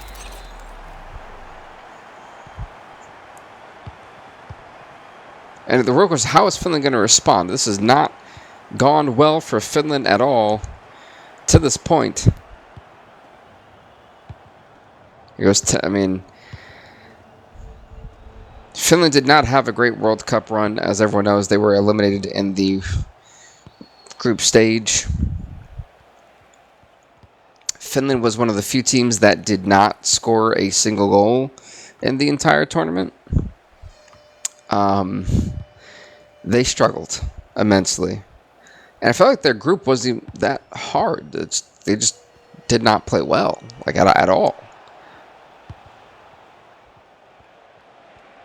Here goes Suonen now to, oh, never mind. Great interception there by Sewald.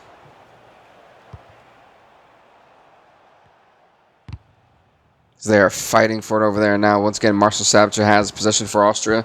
Here goes Gregorich. It's going to be him, the goalkeeper. Or not with the way that he's walking. Here goes Schlager, goal number 3. It is 3-0. Excuse me. It is 3-0 in the first 37 minutes in this one.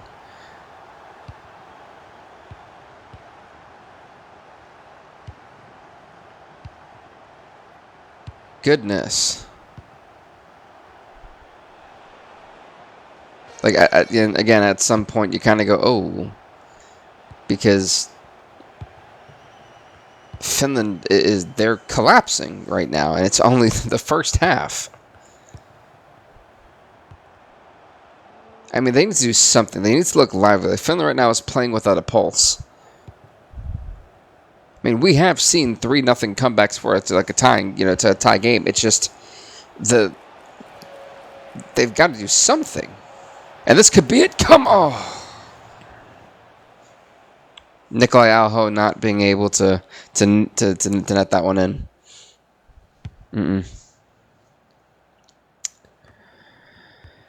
But again, at least they have position for it. Now here goes Pojan Paulo to Ant-Man. There's Markiev. Maybe he can find an opening. No. This has been a brutal first half for Finland.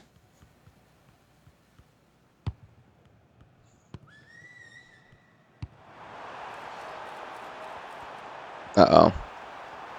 Schmid. Oh, no. They're going for goal number 4. They're going for goal number 4. Oh, good save.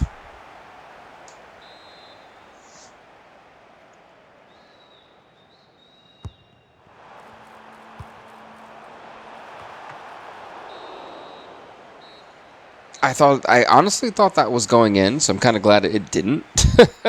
The next game that we're going to have actually after this one, folks, is going to be Iceland versus Scotland. Yeah.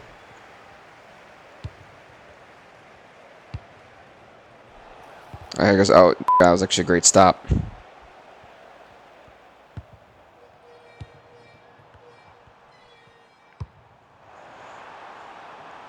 Here goes Lamar. Now to Schlager.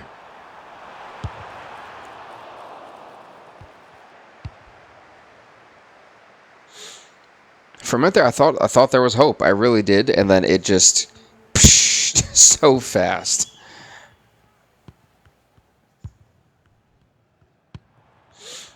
Again, as currently, if I'm Austria, I mean, you don't really have to try that hard. You can literally just drain the clock at this point because there's not much that is truly like stopping.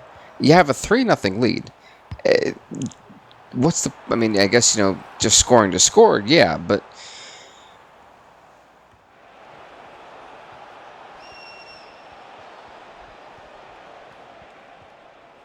Oh, look at this Suonen now trying. I mean, Finland's got to act like they have a pulse here, man.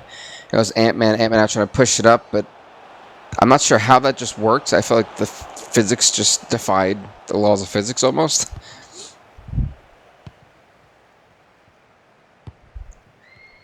Yeah, if you're Finland, you're sitting pretty right now. Finland. If you're Austria, you're sitting pretty. However, if you're Austria, you're also realizing that your next game is going to be against Italy in the round of 16. That is not going to be an easy game.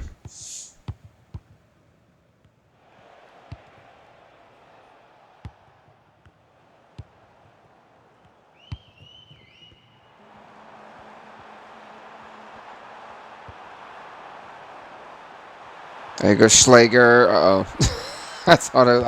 I have a feeling goal number 4 will be coming out eventually. I'm just telling you.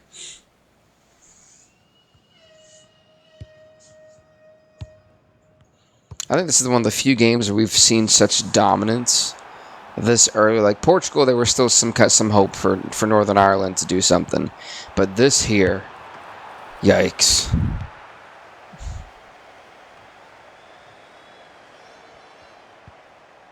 Here goes Wainer now. Wainer. He could have passed that a long time ago. I think at this point they're just toying with him. Yeah, they are toying with Finland. I feel so bad for Finland right now. Corner here, by the way, for Austria. Chukwuemeka coming in for Wainer. That's substitution made by Austria.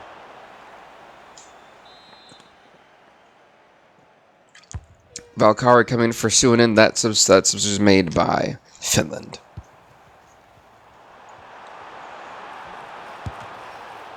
Great block.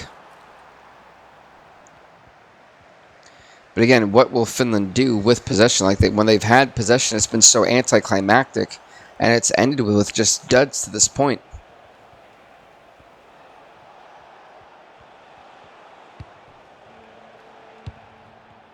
Kieran, no, never mind. There's Chukwuemeka. Now it's a Marcel Sabitzer. Here goes Grigoric. He's looking for his goal again. Can he? Oh, it bounces off the sidebar.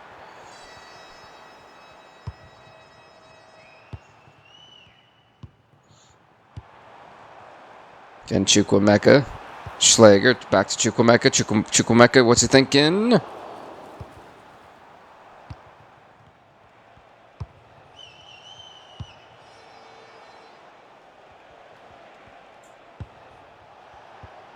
Finland's... What are you guys doing? What are you doing, Finland? Like, at some points, I'm just like, man, pack it up.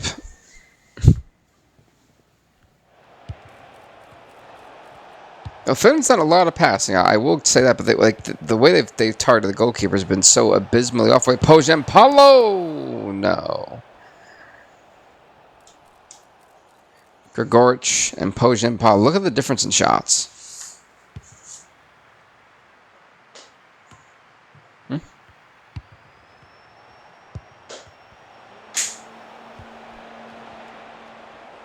What? Oh, if you need, I'll just... Simba L. Yeah, right now, it is absolutely, for Finland, it is a massive L for them, for sure. Let's go.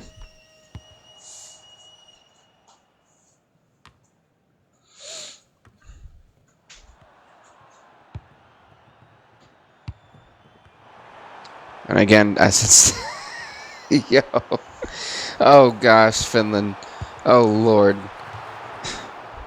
Like at some point, I want to just put like I can't wave the forfeit flag yet because they haven't. I've always said if a team loses by 5 goals, it's over. Like there's no hope. So I can't even like have them forfeit. I don't even think Finland would want to forfeit. They're gonna ride this thing out.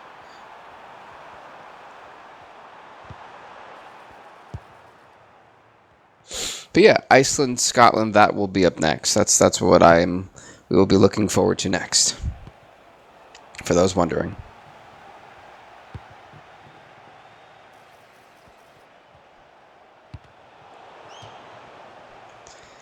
I mean, they're trying. That's the one thing I do have to give, Finland credit for is that they are trying. It's not a great attempt, but they're trying their hardest.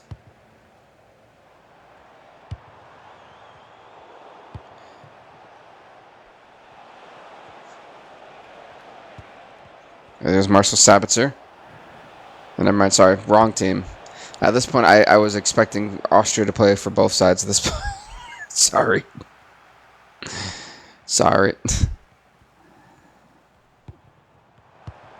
Don't do that to them. Don't do that to them. That's so messed up. Call it, ref. What are you waiting for? Call it. They've been punished enough. Well, Austria, in convincing fashion, has advanced to the round of 16. They've got Italy in the next round. Next up, Scotland and Iceland. Here we go. Hey, not too far from each other. Love that.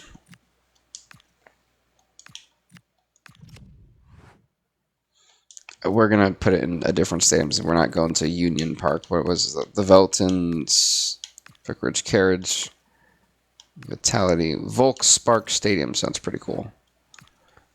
Don't know where that is, but it sounds pretty epic. Next up, folks. Iceland, Scotland. Here we go. Scotland in the red. Iceland in the blue. It was Scotland who actually, if I'm not mistaken, did make it past the group stage. I thought that was one of the more controversial groups that we had going into it.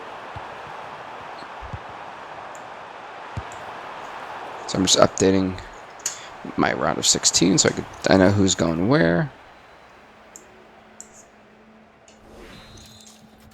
Corner here for Scotland already. Goodness. So as it stands currently, 3 games have been locked in, believe it or not.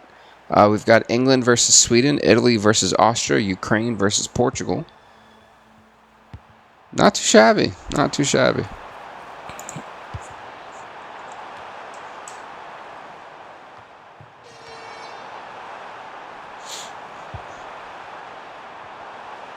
There goes McGinn. Uh-oh. It's Iceland trying to push it forward. And by the way, folks, after this game, we are going to do, let's see. Honestly, we'll do the Republic of Ireland versus Germany. That'll be the next game to follow suit.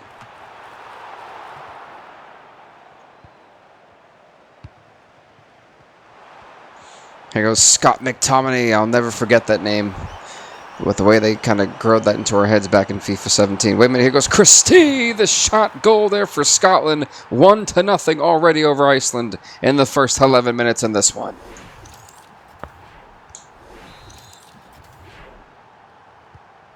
Well, Scotland not playing around, trying to send Iceland packing early. But yeah, the Republic of Ireland and Germany will be the game to follow this. Did my lights just flutter?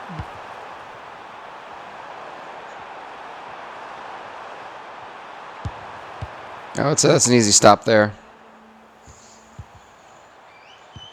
Iceland is fighting like their life depends on it to get possession. My goodness. Haraldson to Gudmundsson. Uh-oh.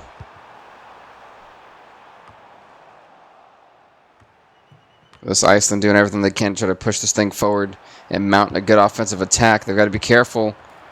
Wait, though, past the defender. Oh. Good save, though. Corner for Iceland. Wow, that's not a good cross at all.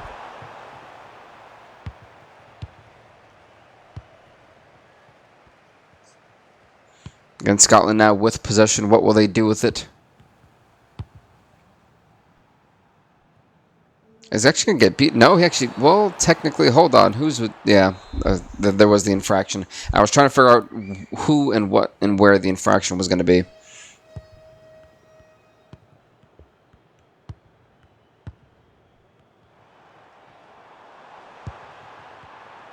There's Williamson.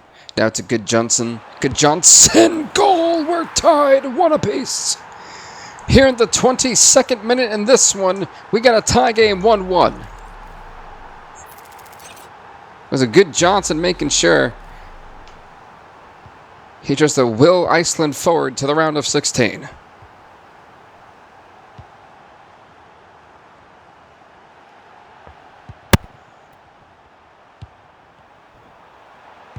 Let's see how will Scotland respond. It goes Gannon Doak. Easy stop there.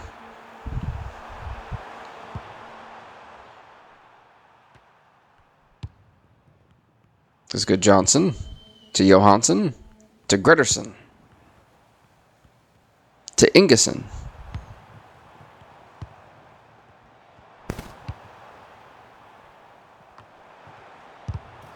Great block, but it goes to Gudmundsson. Gudmundsson to Gudmundsson.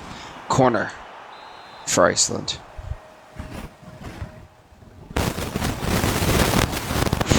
Oh, we look at that. That great idea. Bad execution on that one.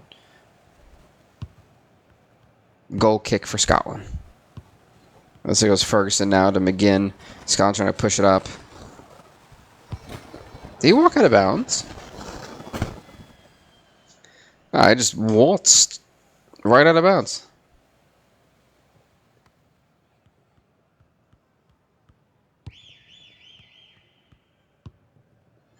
You know, Iceland, can capitalize here off that throw-in that they've been given to have that possession. What will they do with it? That was the million-dollar question. I think that just bounced off of them, so it should be a free kick again. Yep. Those handball violations are starting to really add up.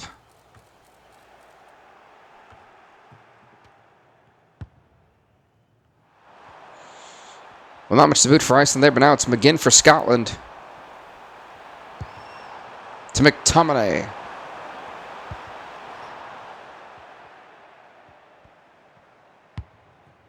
He must, destroyed his knee. Goodness.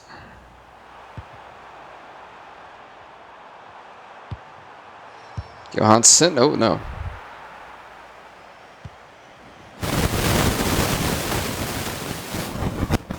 Again, both sides deadlocked here.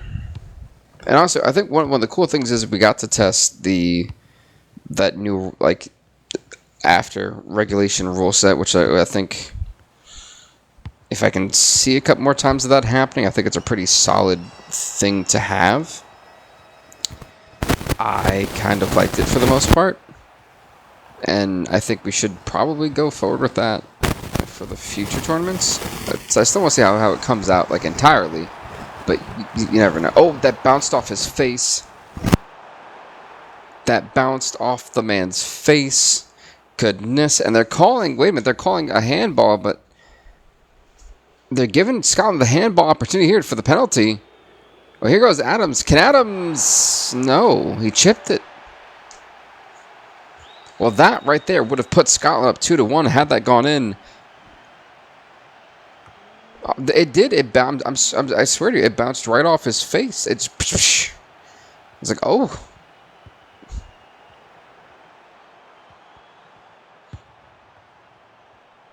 There goes McTominay. Scotland trying to mount one more offensive attack before the end of the half. Not going to happen. At least it looks like temporarily. There's a bunch of jockeying for recovery of possession. And here goes Scott McTominay to Gannon Doak. Gannon Doak to Christie. Great interception. And that's going to do it for the first half, folks. We're tied at 1 apiece. The deadlock remains. Oh, Liam, thanks for sharing the live, man. I appreciate it. His face will hurt him in the morning. I'm pretty sure it will. With how the impact of that shot bounced right off his face, my goodness, was it brutal.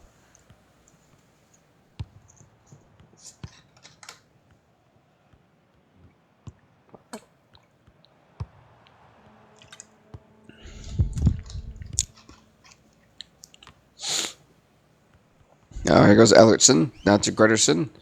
Back to Ellertson. And again, I think the keys to victory for both these sides. Iceland, I like how aggressive they were defensively. It wasn't the fact they were aggressive; they were being physical. I think they need to keep doing that. That's going to be a big key to victory for them. As for offensively, they've been trying to set things up. It just hasn't really worked. But also, I think it's due to poor spacing. Like a lot of times that they've gotten some of these set pieces off, it's been in like really tight spaces where there's no actual room for the ball to even remotely test the goalkeeper. They've got to try to just find more space, create more space, utilize it, be comfortable in it, or run into a defender or two. Who's playing Iceland and Scotland?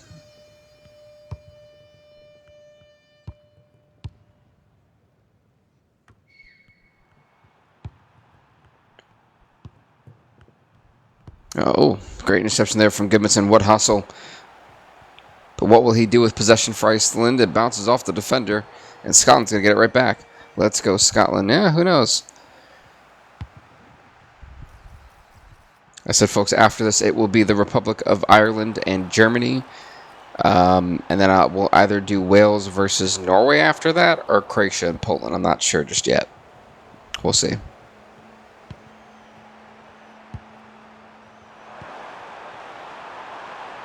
Oh, here goes McTominay. It's McTominay and the goalkeeper. No, good save.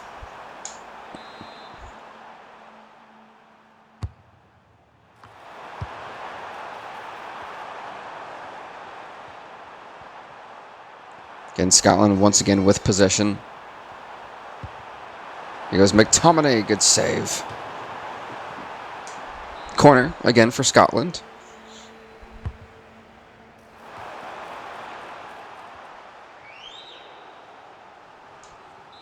Again, another corner. So the winner of this one meets the winner of... Oh, wow. The Republic of Ireland and Germany. That's brutal. Well, I mean, maybe not. Germany did lose and did get knocked out in the group stage in our World Cup this year, so it's possible.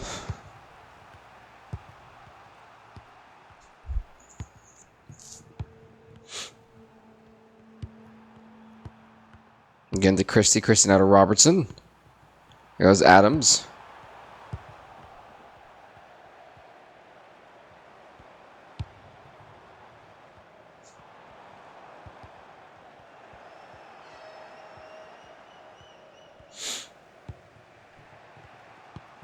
McTominay again to Adams. Here we go. Scotland with position, pushing it up. Here goes McGinn. McGinn. What's he thinking? To Christie. No. Good save there by the goalkeeper. Corner here for Scotland. Not much to boat.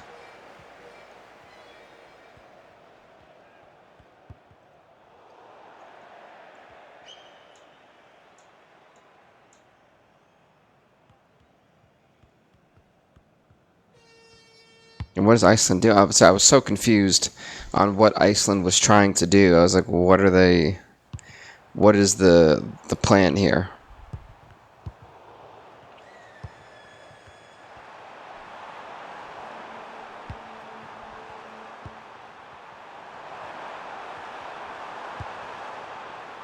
Uh-oh.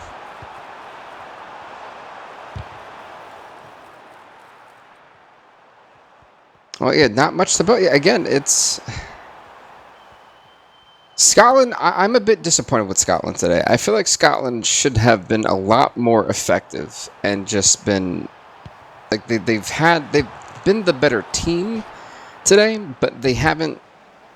They should be in the lead is what I'm trying to say. I think that's what really is getting me here is that looking at it, they have technically outplayed. Oh, he just walked out of bounds. That's like the third time that's happened in this episode today. But I was expecting just a lot more. I was expecting a lead. Genuinely, I was.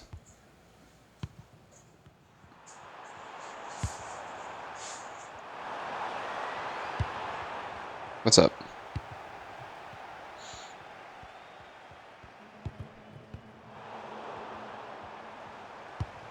There's McTominay again. Can Scotland get something going here? Because if Iceland holds out to penalties, I'm really intrigued.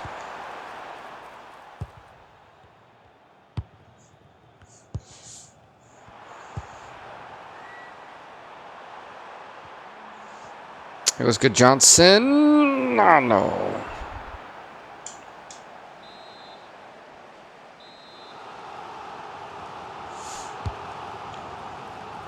God, nothing off the corner. I seen the crowd get like elevated. So I was like, wait a minute, something big may happen, and that just didn't happen.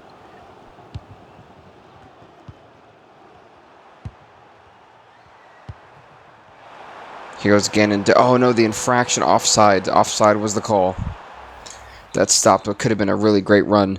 Free kick here awarded to Iceland. Can they do something with it? And they.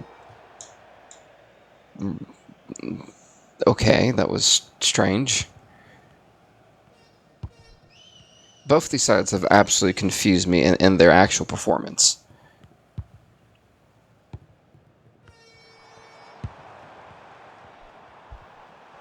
There's Williamson. To good Johnson. No. Against Scotland running out of time to do a counter-attack that could take the lead for them. Can they do something here as time ticks away? 2 minutes of added time remains. Scott McTominay may be the man. Or will it be Gannon Doak? Gannon Doak pushing it forward. Easy save. However, there's a corner. Will there be a goal?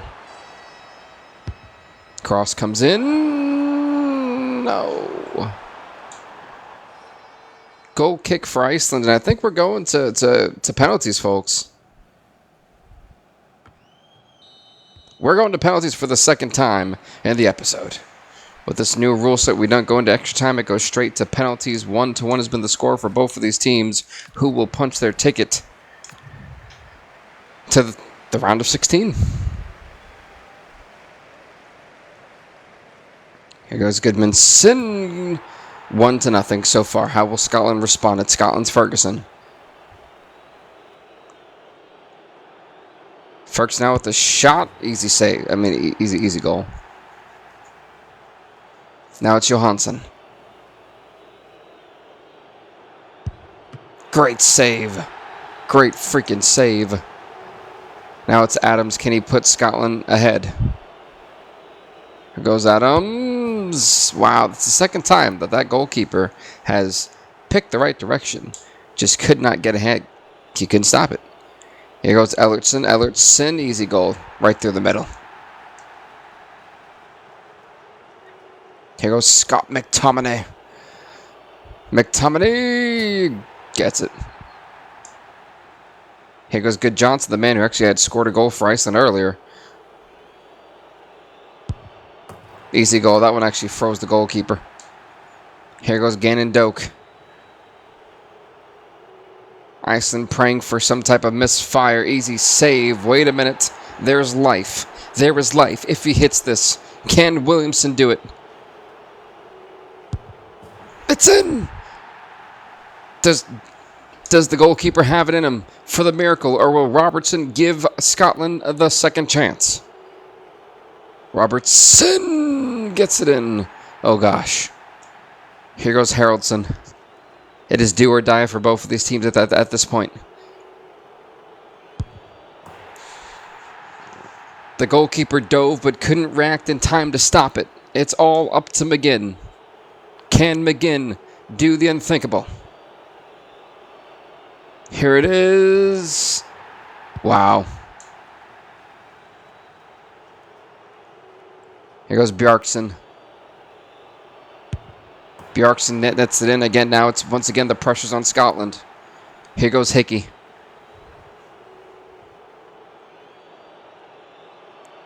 Hickey, good save. They're going. They're going. Iceland with the upset, 6-5 in penalties. They go on to the round of 16. Go do what you're doing over there. Iceland shocks everyone. The 6-5 penalty victory here today. They eliminate Scotland. Iceland is moving on to the round of 16 in the UEFA Europa Championship. Unbelievable. Unbelievable. Check the save out one more time. The save of the century.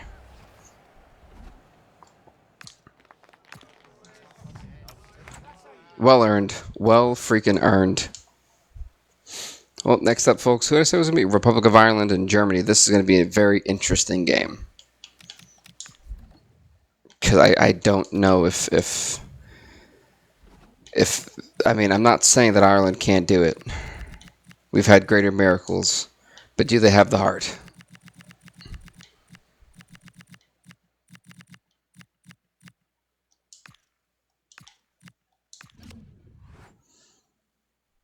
Here we go, folks.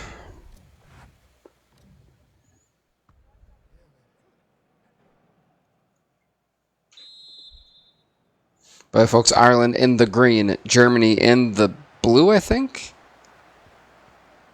Or that's black. That's not blue. Whoops. And again, it's the fact that I had to have a question. I was like, I don't know. What does that look like?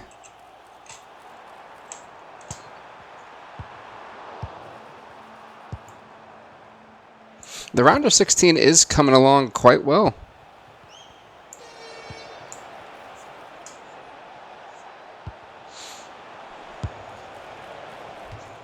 Again, Germany, I think, would be the heavy favorites in this one, but never count anyone out. As we know, it's always a wild ride.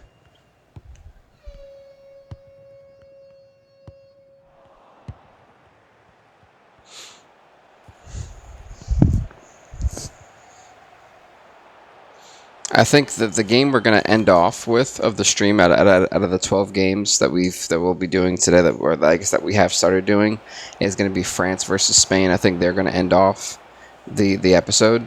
So the list as it stands, I'm actually going to do Croatia, Poland, Wales, Norway, Netherlands and Belgium, and then France and Spain, and then that's how we'll do the way that the remaining games go.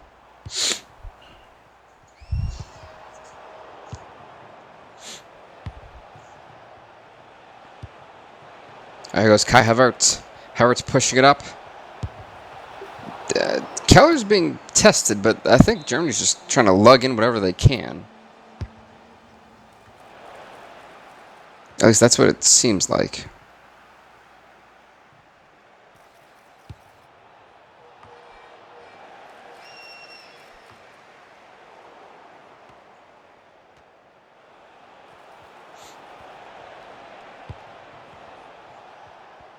This Musiala now to Mecca. Now it's Pavlovic. As I'm watching Germany, just at this point, it looks like they're toying with Ireland. I don't think Germany's taking Ireland seriously.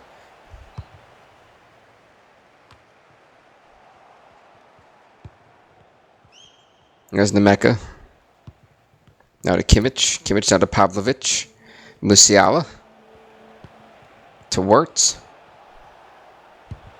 Now to Kai Havertz. Havertz needs to be very careful. Germany, they're getting in the way of each other.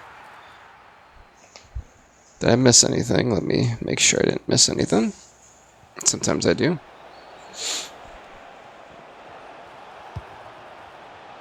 A great interception there. Now look at this. Now it's Ogbene to Parrott.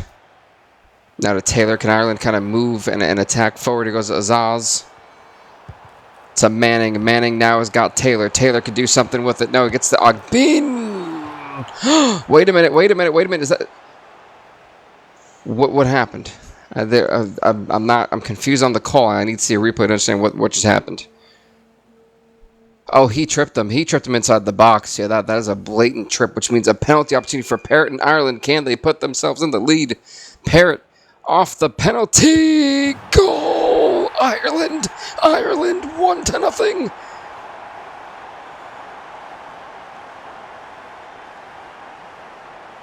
Parrott with a massive goal, 1-0 as it stands over Germany right now, off the penalty opportunity here in the 21st minute. Can they hold the lead?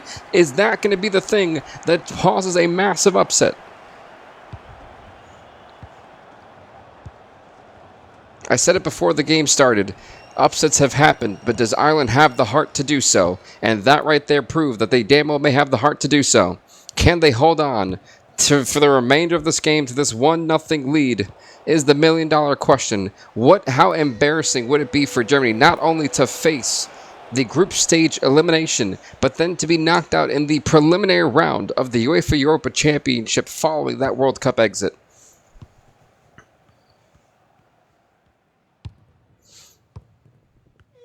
As Mullen,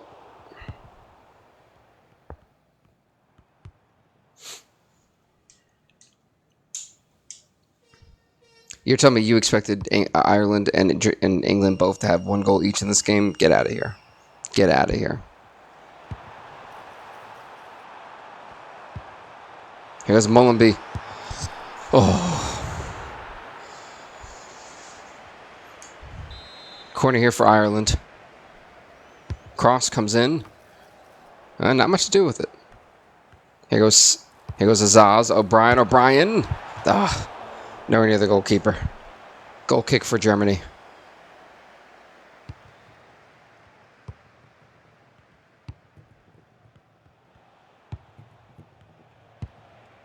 Here's Nemeka now to Musiala.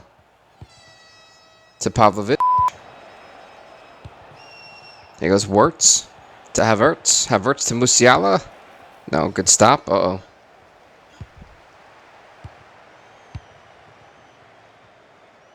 Again, Ireland playing their hearts out here. Throw in here for Ireland.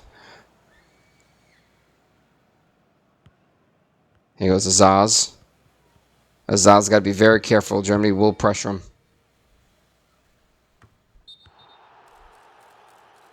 What? Was there an infraction? Oh, there's a free kick.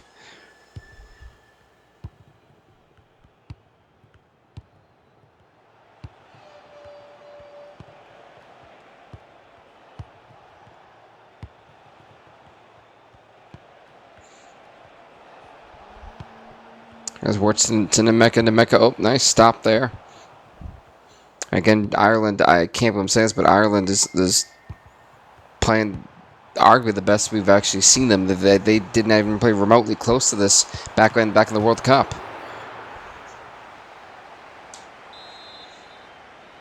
Corner here for Ireland. Oh, I seen he was trying to go to O'Brien but couldn't. Yet Neuer seen that one and stopped it.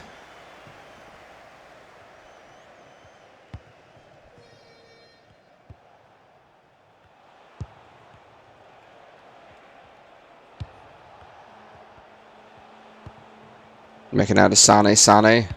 Wow, Sane just got taken out. Goodness. Throw in here. Oh, wait a minute. I thought it was actually the player from Ireland. Wait, great stop from Azaz. Oh, he can't keep possession. He didn't see that he got sideswiped. Well done. It bounced off the sidebar. There's still life. That shot bounced off the sidebar, and that saved the 1-0 lead that Ireland has. But right now, it's Germany on the counterattack. They have the guys to do so. Can Ireland hang on? Leroy Sané whiffs that one. That should be it for the first half.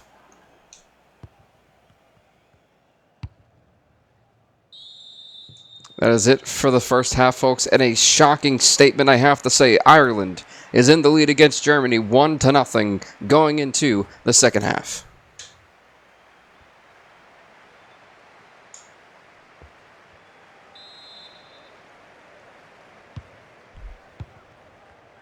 It was a legitimate penalty non-handball related penalty opportunity that Ireland succeeded in scoring in that 21st minute that has given them the 1-0 lead.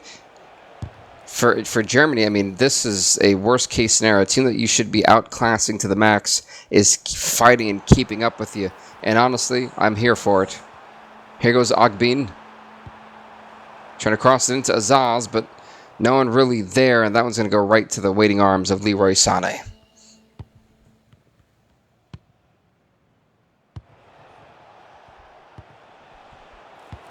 And now it's Germany on the counterattack. They've got the pieces to do so. It's 4 against 3.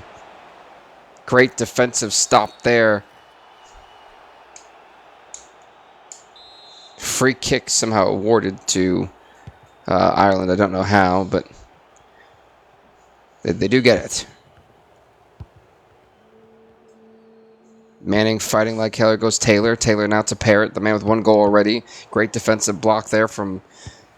I want to say it was actually Kai Havertz.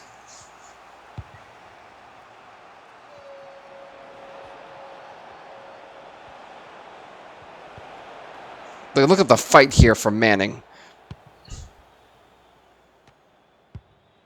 But Anton Rudiger not playing any games. Uh-oh. Here's Nemeka. Oh, no. Oh, no. Oh. It's a goal for Germany. Leroy Sané, the man who scored it.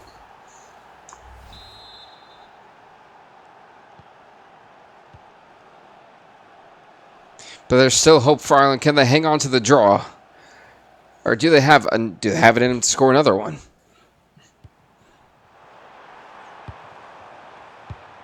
Oh, wait. Oh, no. So, folks, the winner of this one gets Iceland in the round of 16.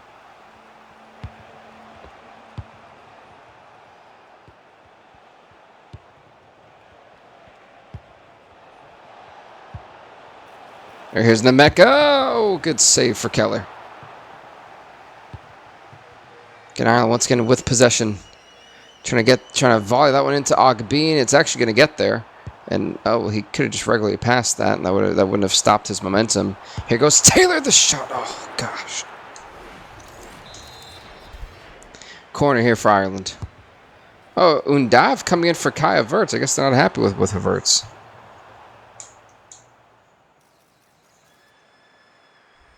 Which is, I feel like, rather shocking at this point.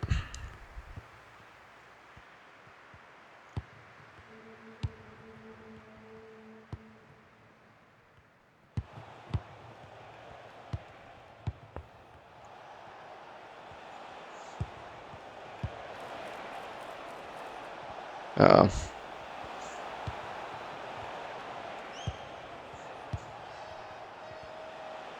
Again, right now it's Germany just kind of trying to find an opening, trying to break him up, trying to confuse and scramble Ireland's defenders. Nice block. Here goes Kimmich. To Sané, out to Undav. Undav takes the shot, goal number 2. Germany takes the lead for the first time today, 2-1, here in the 68th minute. In this one, how will Ireland respond? Can they find an equalizer? That's the million-dollar question.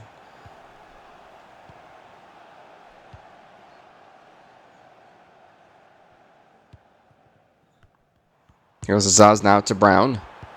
To Manning. To Brown again. Now this time to Parrott. Parrott, the shot. Easy save from Manuel Neuer. Corner for Ireland.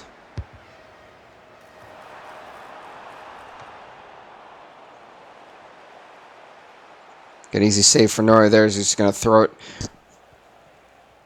And here goes Wirtz. Now to Musiala. And it's Brown pushing it forward.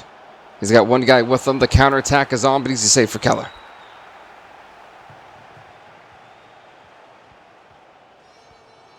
Here goes O'Shea. O'Shea, uh-oh.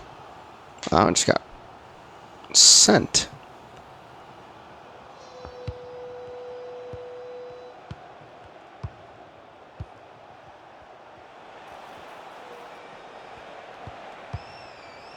That's an easy one. Yeah, that was gonna be a very easy one for Keller to kind of get.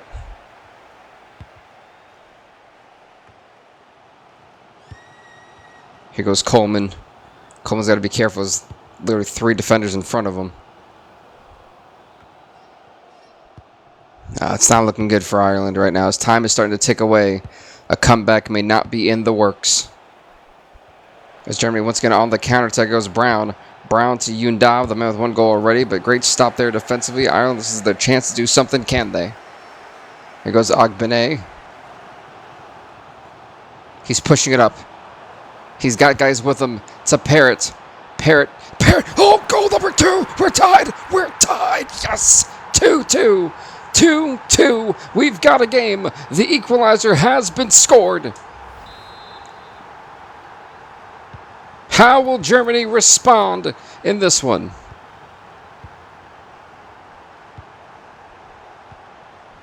Phenomenal counterattack from Ireland. That went over. If Ireland can hold on to a draw, we're going to penalties. Or do they have it in to even score yet a 3rd goal?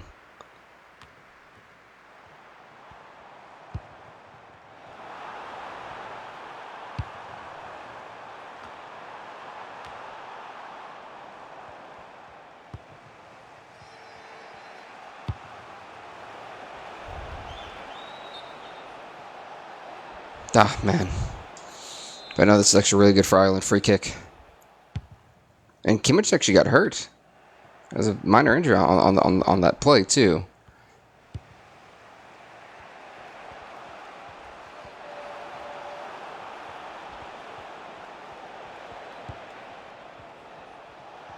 Oh, Nemeka. Oh, no.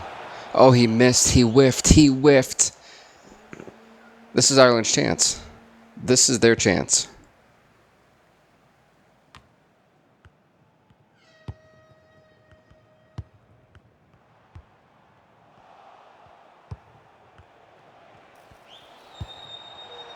Oh, no. Oh, no. It's over. It's over. Undav put the nail in the coffin. Germany escapes with a victory over Ireland here in the 93rd minute.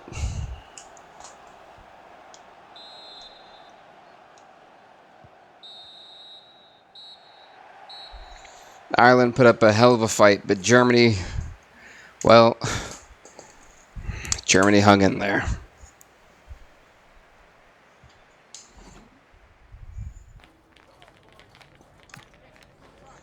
That's heartbreaking. Let's see. 1, 2, 1, 2, 3, 4. 4 more games left, by the way.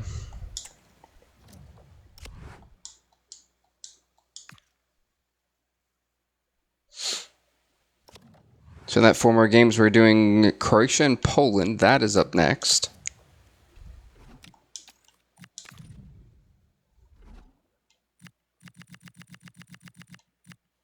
Where are they? Come on, Croatia, where are you at? There we go. I was like, where did they go? I was like, I know you're here somewhere. Oh, that's going to be conflicting. So yeah, we'll do this.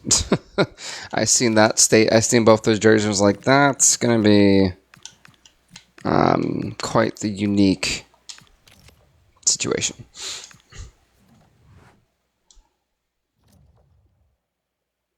Croatia, Poland. Here we go. But folks, Croatia in the blue jerseys, Poland in the red. I'm like so bummed to say that the Republic of Ireland was so close to netting it through, so close, and then it just did not happen. Which, it sucks, but you know, that's just kind of how it goes.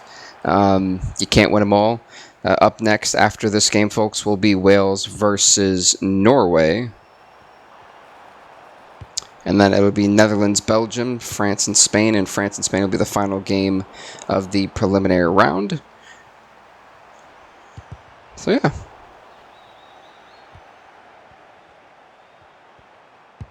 And then either tomorrow or probably tomorrow we'll do the round of 16. And then that way when we come back next week to doing soccer, we'll do the quarterfinals. I mean, the finals and the semifinals. because tomorrow we'll do the round of 16 and the quarterfinals, if that makes any sense. Oh, he was offsides by a fraction. By a fraction. That is crazy. I'm clicking the wrong controller. Like, why is it not working? Well, folks, I'll be right back because I have to use the bathroom.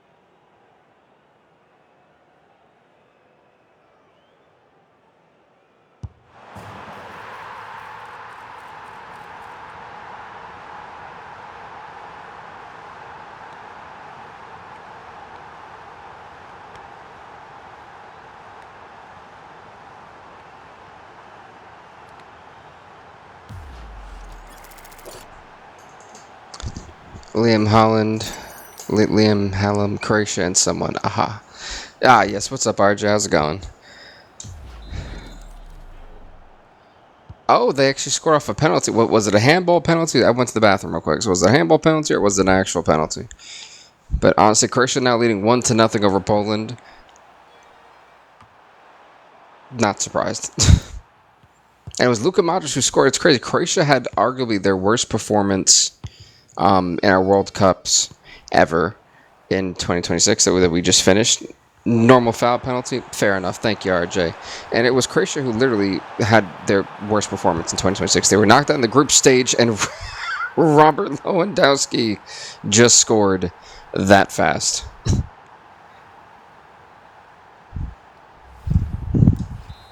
Hell, even Poland didn't do too well for their standards.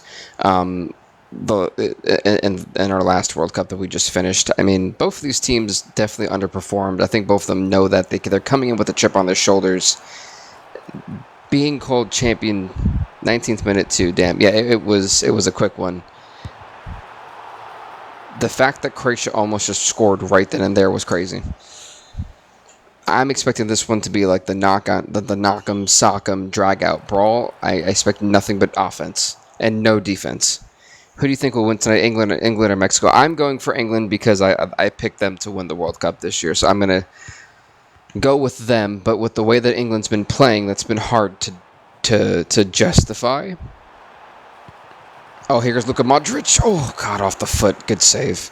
So it's pretty hard to give a definitive winner in that one. I think that I feel that Mexico's got a really good shot of making it to the round of 16. Or I think Mexico already made it to the round of 16. I think they have a good shot of making it to the quarterfinals. If they haven't already, if we haven't gone past it. I haven't watched the last 3 days. We haven't got most of our top players, just young ones. I feel France will win. The thing with France is that I don't think people realize this, and I've said it before and I'll say it again. France is not as good as people think they are. And here's why. I think what exposed that was the 2022 World Cup. And France is just fucking fast. That's what France is. They have a super young squad of people who just can dart down the field. Their counterattacking is one of the most lethal in the world. I don't think, and that's where I give France credit to. They have the best counterattacking team offensively. Defensively, they're shit. And they've proven that time and time again. What I also will say is this, is that France really does a great job at closing games because they have the youthful exuberance. They are a very rich team when it comes to youth, and a lot of those players play on the top teams in the world that know how to close, that have to go through games sometimes, that are at the last second. So I give credit to where credit's due. But when you look at this team, I see no one on that team defensively that is good or great. And I know that's shocking to say. That is a purely offensive and midfielding team. That's what France is. Saliba. Well, yeah.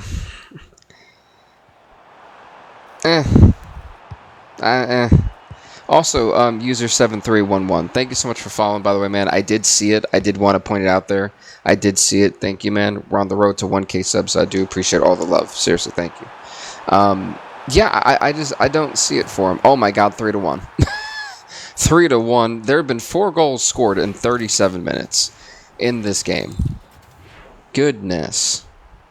Also, for those wondering, yes, I did move. I have a whole new setup.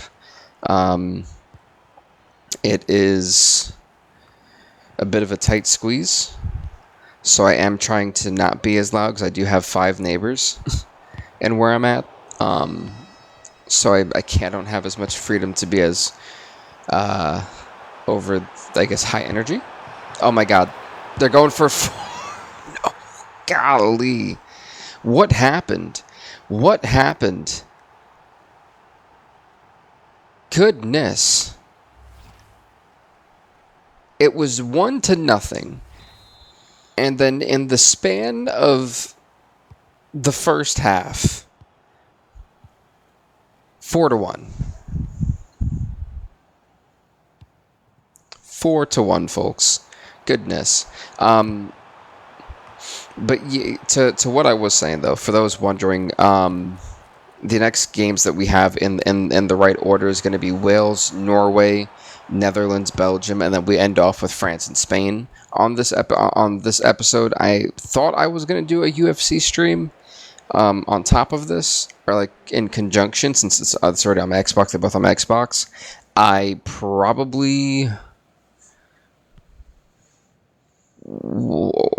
don't know,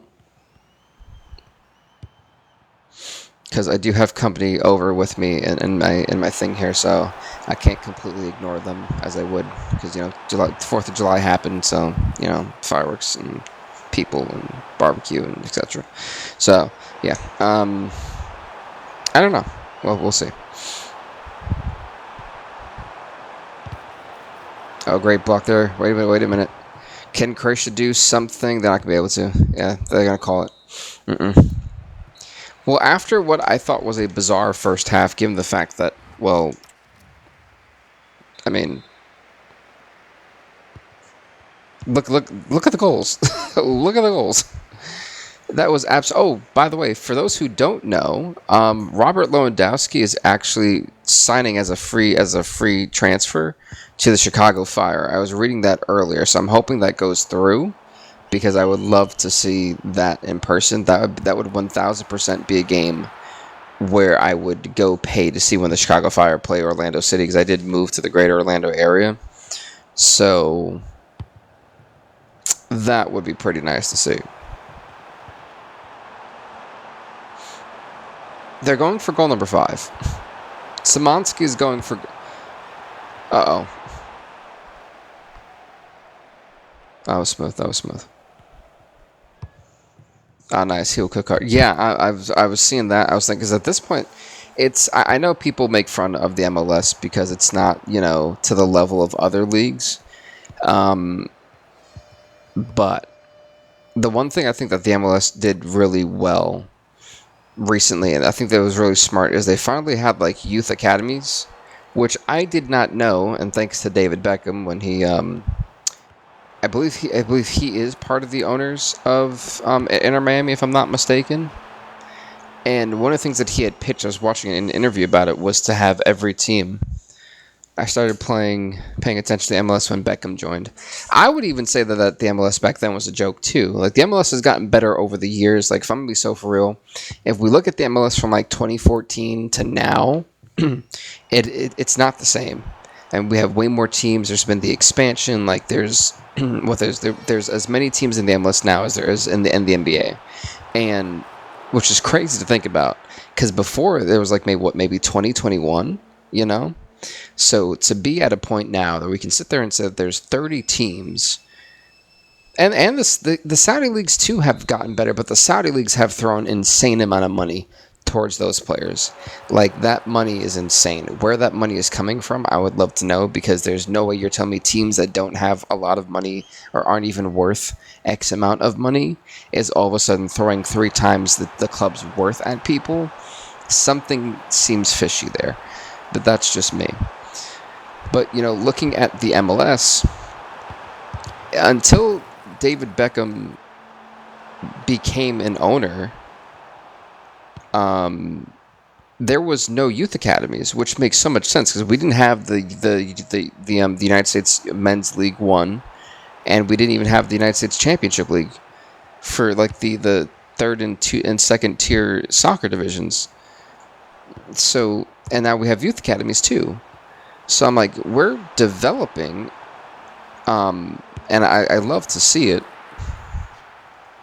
because it's growth for the game.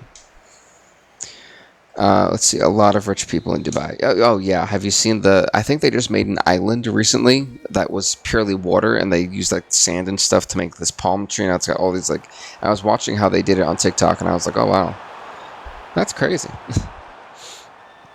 Like, they did in like a record time, like 3 months or something, and I was like, whoa.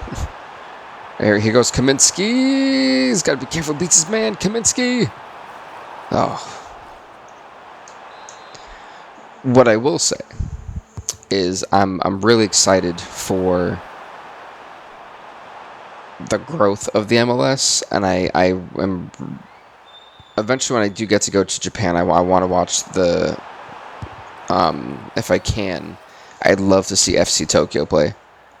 Wow, I didn't know that. Yeah, there's been a lot like that. That's honestly, it's one of the things too where I was looking at. I was like, well, no wonder why the United States sucked in soccer for all these years. I mean, we still do suck, but we're a better version of suck, if that makes if that makes sense. It is 5-1. Goodness me. I was not expecting this thrashing. I mean, we did say there was going to be a lot of offense, but I thought this was going to be mutual offense, not a one-sided thrashing that Poland is giving Croatia. I mean, you know, we knew that they had a lot to come out of. I mean, both these teams had a humiliating bounce out of the World Cup. It was not pretty for either of them. But for it to be 5-1 right now is crazy. And, you know, I'm still testing. I thought it would have been a close game. I did too. I was thinking maybe 4-3. That was what I was thinking. That was not the case.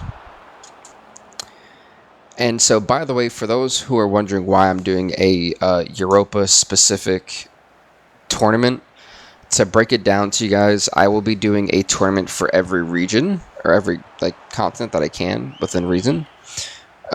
So, for instance, there is I had to combine the Middle East, Asia, and the Oceania nations together. So I just called it the Three Kingdom Tournament, or Cup. That'll feature teams like Iran, Iraq, Qatar, and Jordan, Indonesia, Uzbekistan, Saudi Arabia, Korea Republic, New Zealand, and Australia. We have the AFCON, which is the African Cup, and that'll be the pure 10 teams in that. And which one? I think there's another one. I know we have the CONMEBOL, but I'm just going to call it the Copa America, because the CONMEBOL is hard to say.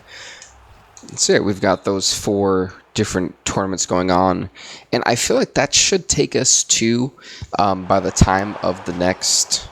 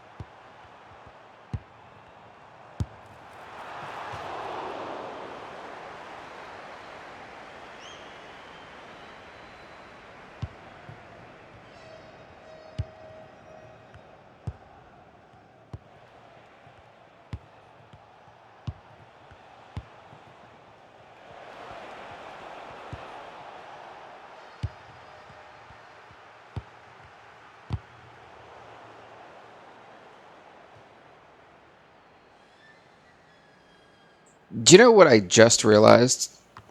This whole time that I've been back, my mic has not been on. No one said anything. That's crazy. That's crazy. Actually, I've been talking the whole time. RJ, I thought I've been interacting with you, and I have not. Oh, I thought you had people around. No, I have people around, but I didn't know that I was not. I thought I was still talking, so I was like, this is all right. It's cool. I genuinely thought I was flapping away. I was talking a whole bunch. Yeah, I looked at my system and I was like, wait a minute, why is my mic the green bar is not moving when I'm talking? What's going on? So I looked at it and I was like, oh, I've been muted for like ages. Great. I mean, I always tell people, I guess it's a good thing it happens later in the stream and not like in the beginning, because like everything I do on here, I post on YouTube just at a later point. But I let my TikTok audience see everything I do first. I used to stream on Streamlabs, but I just prefer TikTok. It's a lot easier. I also like the TikTok platform more. And so I just, do it on here. But yeah.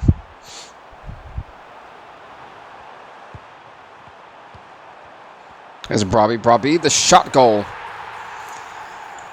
That was a missile that went right into the net. Brobby with a huge goal here. Honestly, I'm going to be so honest.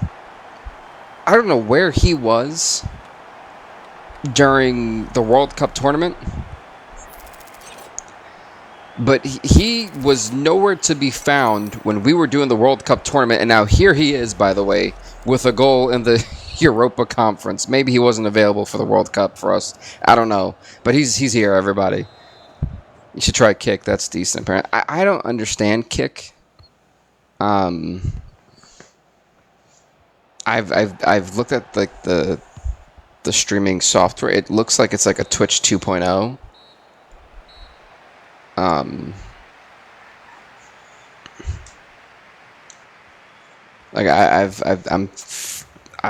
Like I'm pretty lazy with my softwares.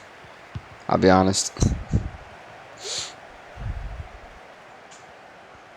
And how heartbreaking is that for Belgium to have the neutral footing and then to give up a goal right before the end of the first half? Now you're coming into the second half with a whole different mindset.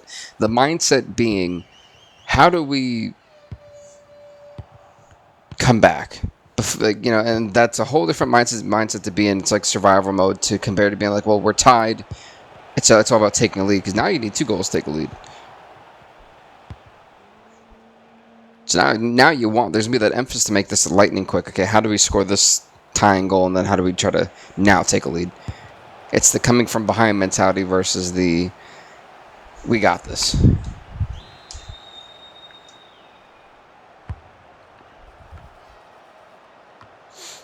To that point, as I was mentioning before, for those who don't know, the Netherlands was our first World Cup champions back in 2017 in a dramatic game against France, the hosting country at that time in 2017, in the finals. They beat them 4-3 on penalties. They are still the most memorable World Cup champions we've had. I think adding the Europa tournament, the AFCON, the combined Middle East, Asia, and Oceania Cup, which I'm just called the Three Kingdoms Cup, and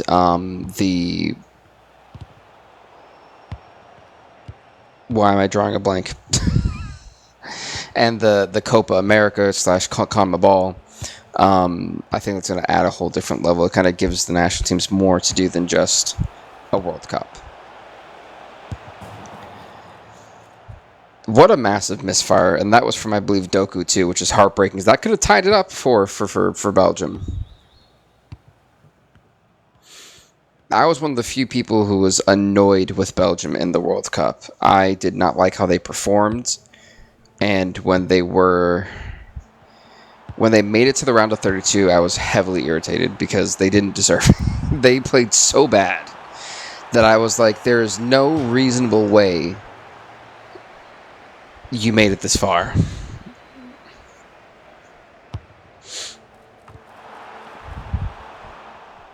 What is the referee calling? What is the referee warning about? But no, to that point too.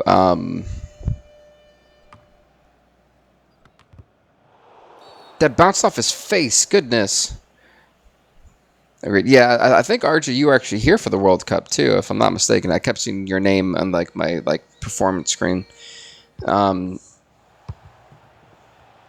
it was. They arguably did not deserve to be there, and I didn't think I felt like that way against anyone else. I feel like we had one of the greatest World Cup tournaments that I've done in the past. I think having Senegal and Turkey in the finals was just golden. The road to get there was golden. I think there were so many upsets.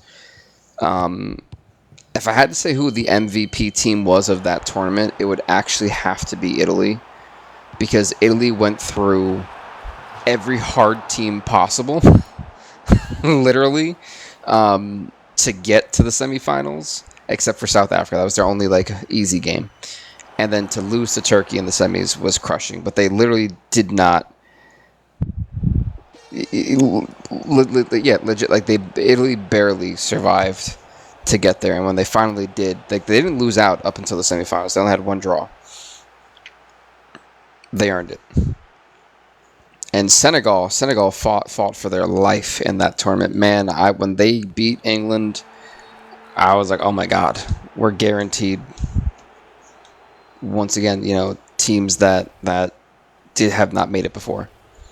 It was a great World Cup, but hold on. There is a penalty, which means Belgium can tie this thing up. Can Romelu Lukaku do it? Yes, he does. We're tied. One apiece. Romelu Lukaku giving Belgium the tying goal that they desperately needed here in the 70th minute. It gives Belgium a pulse. We're tied, folks. How will the Netherlands respond is the million-dollar question. And we also get a rematch, by the way, from the World Cup group stage, as France and Spain go toe-to-toe. It's going to be a good one. That's going to be up next. Nice, yeah. Very much so. Here goes Gakpo. Reinders just saved that from going in. It would have been 2-1. So not Reinders. I think it was actually Raskin who saved it. Not bad. Wrong team.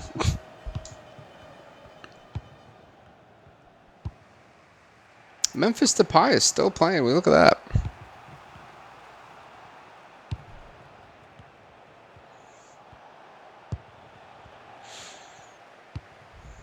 Dumfries now to Malin. And it's wild, too. I remember sitting there criticizing Malin in the World Cup, and I'm going to stand on that again, because Malin, I think, was the one weak point. I thought that this, in our World Cup that we just finished, the Netherlands were going to be a favorite. And then I seen how Malin affected the team, and I was like, why is that guy still playing? Bench him.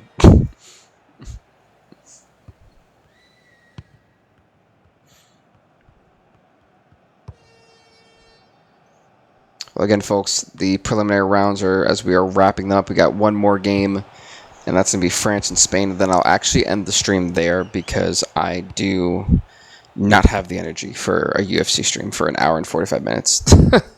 I want to do the heavyweights. I don't have the energy for that, and I'm hungry. I also slightly want cake.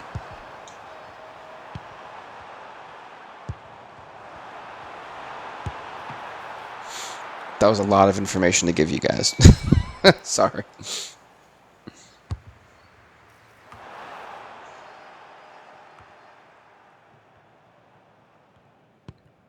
Again, for Belgium, time is ticking away. I would not want to go to penalties with a team that won a World Cup off penalties. I just wouldn't do it. If you're Belgium, you have to put the nail in the coffin. Sassard doesn't have anybody with them. It's going to be a corner here for Belgium. I don't blame you for not doing a UFC stream. It's been a lot. It's been a lot. The move has actually really taxed me. I'm not going to lie. This was a wild week of nonstop. I just wanted to make sure that I got at least a stream out that I can publish today. For also YouTube, so that way I can Make sure I'm not messing anything up on the schedule for anybody.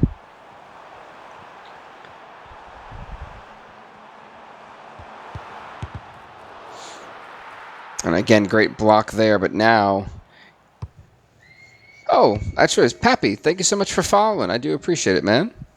We're on the road to 1K subs, so or 1K follows. So honestly, I appreciate all the love and support. Seriously, guys, thank you.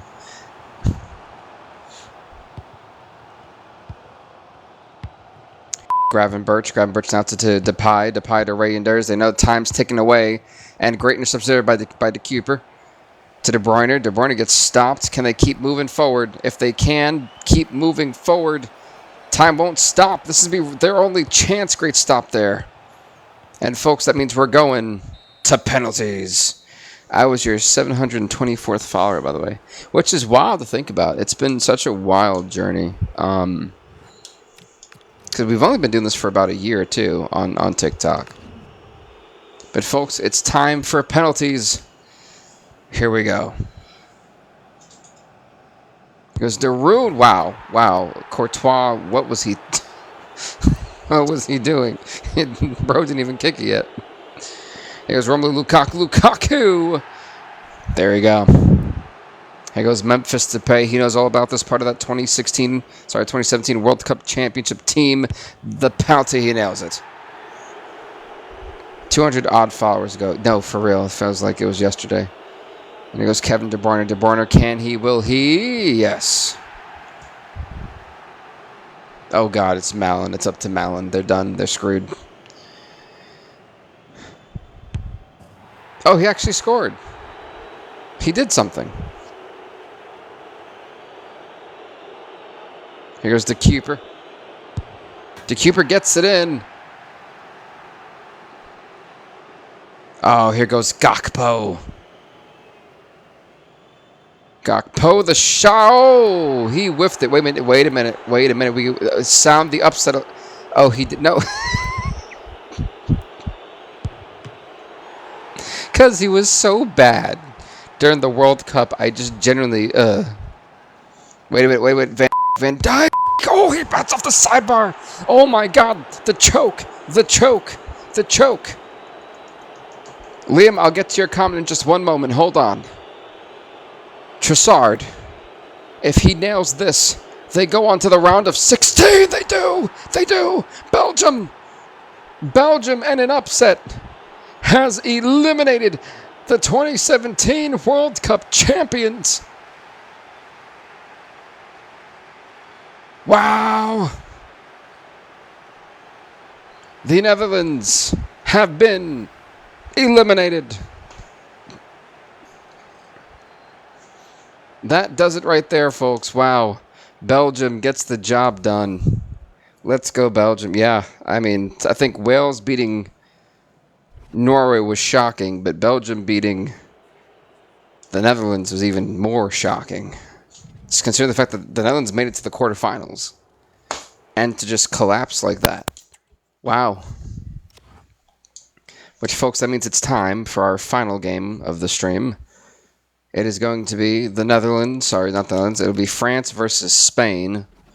A rematch from the World Cup group stage takes place in the preliminary round to round off the opener.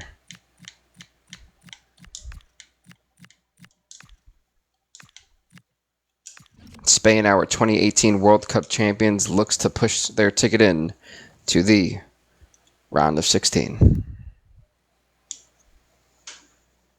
And the reason why I started with this tournament in particular, guys, was because this was the largest one. It had 27 teams. That is a lot. Oh, RJ, thanks for the heart, man. I do appreciate the support. Seriously, thank you, guys. But folks, Spain in the white, France in the blue. And Liam, to your comment, you were playing WWE 2K25 JBL versus Andre for the title. That had to be 2K26, I'd have to think, because I think, yeah, I feel like if it was that one, I feel like it would had to be 26. I think JBL was the global champion at the time. Yeah. What a name, Didier Deschamps. That is a name and a half.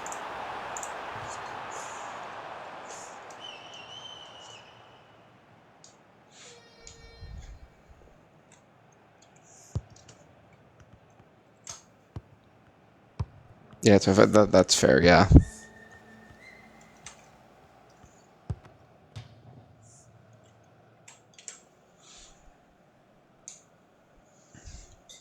Alrighty, so we've had a lot of penalty games, actually. I'm starting to realize that there's been... I think what's also shocking, too, is that a lot of the penalties have given teams that normally I feel like would have lost an extra time. Wow. Wow. In the first 8 minutes, Azarable put Spain on the board 1-0. Now, I will say this. France in France does not have a good track record. I want to put that out there. They have lost the World Cup. They've lost like 3 other games in the past few years. France in France is more dangerous than France in any other country. History may be repeating itself. I need to talk more soccer talk, but I don't watch it much anymore. I don't blame you. Hey, that's all right. You know, a lot of times we predict things here. You know. But as for Spain, again, this rematch between the two, it was actually a draw between these two sides, if I'm not mistaken.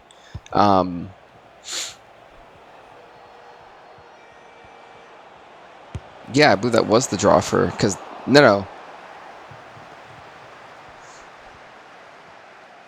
Did they actually beat Spain? Now I'm curious. I think they actually did beat Spain.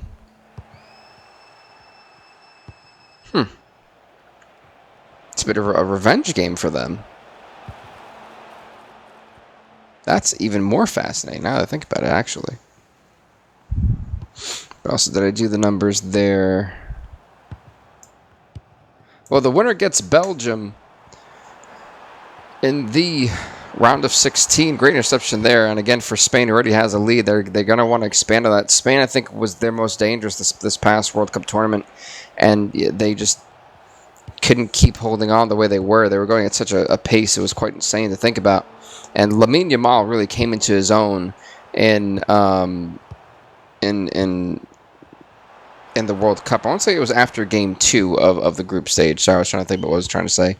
But it was after Game 2 of the group stage in the World Cup that we seen him kind of take a lead for them. And I think from that point on, it's been relatively, he's been like the captain for this team. Again, I'm talking about in our World Cup, meaning in the video game. Please, guys, don't think I'm talking about in real life. I want to put that disclaimer out there. Because I'm pretty sure if I told you that Turkey won our World Cup this year, some of you guys would be like, what is he smoking? Literally. Oh, thanks for the greeting and the hi. I appreciate it. Thank you. But yeah, France needs to win because Stone Cold says that. So you're going for France. I'm impartially going for Spain. Keyword, if you put impartial in front of it, it shows that you have no bias. Yeah.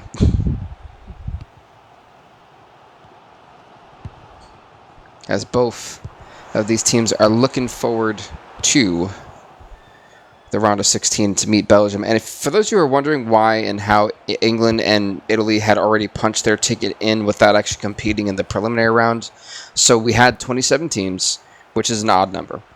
And so what I did was, out of the 27, I made 24 go in. Because Italy and England had made it to the semifinals, respectively, I gave them the preliminary round bye. However, I also gave Turkey, the World Cup winners, a preliminary bye and a round of 16 bye because they won the World Cup, and then it actually balances out the tournament. So I don't have to do like an extra game where the two lowest scoring teams go on to balance it out. So that is why you haven't seen Turkey, and Turkey isn't even part of the round of 16 because they will have the automatic bye for winning the World Cup. So they've already made it to the quarterfinals. An easier route for them. Spain won the Euros. Sorry, I changed my mind actually. Oh, there you go. There you go. And I think, listen, I think France is a favorite to win if they beat. If we get France and Belgium, I would say that France, I think, would make it to the quarterfinals. Goodness. That thing got sent. 2-1 France, I reckon. So you think that Spain scored their one and only goal? That one miracle goal was all they're getting, and France is going to come back. Are they scoring both goals like in the next half, the second half, or they're scoring one here and then one later? I actually did not see the Sunday. I didn't even know that was a thing. TikTok continues to surprise me with these like animations and like no notification things. I have not fully mastered the ways of TikTok. Perhaps that's what I was asking. I was like, listen, I'm curious. Are we getting a goal in each or?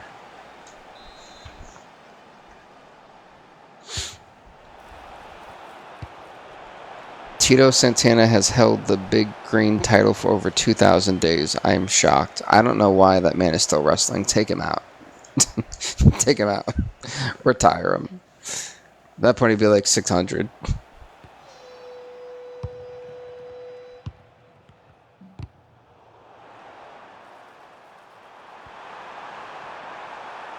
Oh! Wait a minute.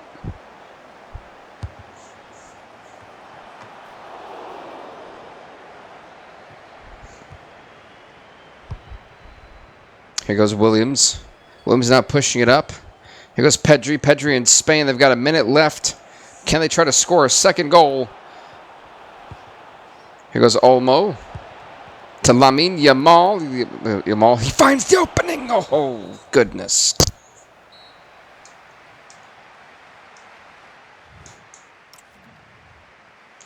Well, and what has been a bizarre one here. Spain in the lead 1-0. So one of the things that I also want to prepare everyone for about my Club World Cup that I do want to do when EAFC 27 comes out is I am going to give each country 3 to 5 spots.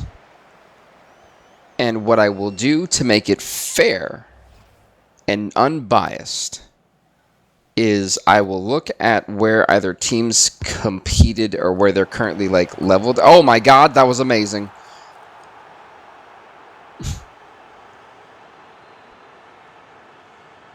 Ozaribal, the man out of all people carrying Spain. He's got a brace today. It is 2-0 Spain over France before the first half ends. Take a look, folks, on the cross. Look at this. This was amazing. Show the instant replay in slow-mo. There you go. Boom. And look at where it ends up. Past the goalkeeper. As a kid, I always wondered why Ric Flair was still wrestling. Just looked like a poor, helpless man. Damn the height. Yeah, the height was amazing there. But Ric Flair, to me, just... I don't understand. Like, I was watching older 90s WCW, and while Ric Flair can talk, and Ric Flair is a very theatrical person, and is very over the top, what I will say is that Ric Flair was not that impressive. Oh, hey, do you want pizza? I gotta take it to Paisano's.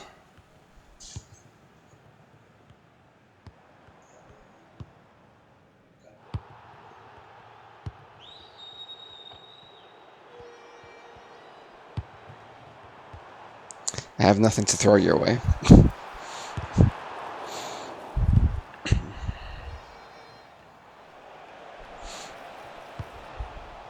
Sorry, I was having a side conversation with the man who will forever be known in our channel as Shrimpy. Oh my God, you can be. We should get you like a shrimp outfit and put you like a shrimp. You didn't say no though. So next time you're here, I've got to get you a.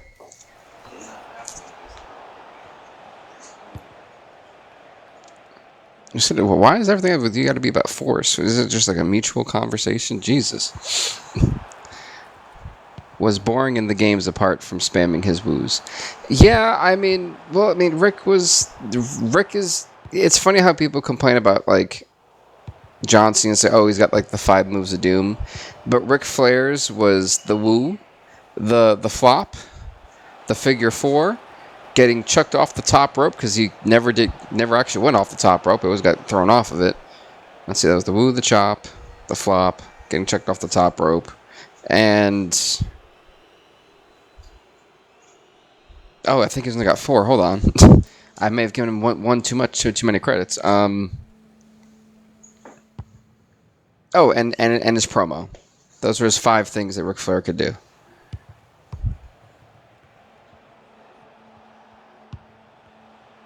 And right now, as Spain has this 2-0 lead over France, who looks to be just shocked right now and a bit overwhelmed.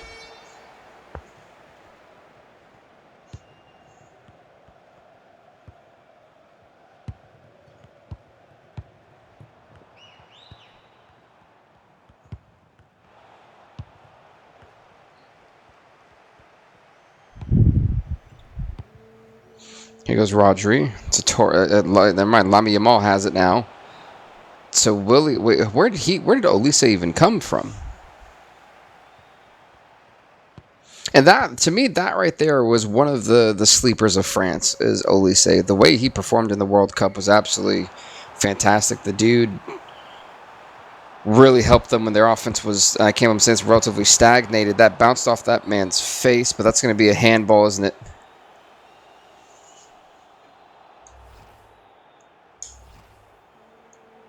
Yep, penalty opportunity, and Lamine Yamal, the man is going to, not Lamine Yamal, Kylian Mbappe, my bad. The man is going to take it. Oh, wait, what?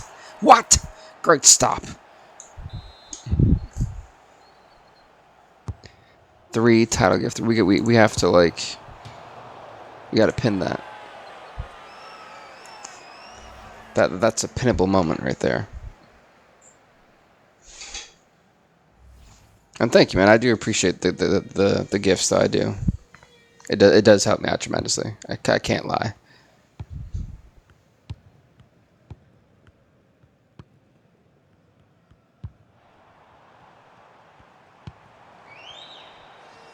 This France, I've got to believe that they are absolutely shocked that they did not convert that free penalty opportunity off the handball. But in that sense, right now they're on the offensive. 3/9 of your gift gallery. Thank you, man. I actually had no idea that I even had a gift gallery. That's news for me. As it stands right now, France is just having a rough day at the office, facing elimination here. Again, this tournament's going to be 3 episodes. So it is the preliminary round, which is 12 games, and we've got the round of 16, which is 7 and 4, so 11, and then the semifinals and finals will be 1, and that's to be episode 3. So it's going to be the longest thing we've done. Every other tournament will either be 1 or 2 episodes.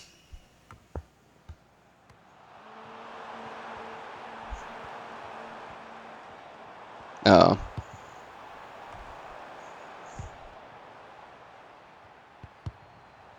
They're battling over there. My goodness. And if you are new, please do hit the follow button. If you do enjoy the content, we do UFC, we do soccer and wrestling. And occasionally Marv Torres, goal number 3. Goodness, this is getting worse and worse for France. 3-0. Spain leads over France in a shocker here. I was expecting France to put more of a fight, but they are just getting absolutely destroyed right now. I think the nail in the coffin for them that took out the pulse was Mbappe not being able to convert that penalty kick. That is seemingly what did it. Oh, thank you for the person who just liked the live. Thank you.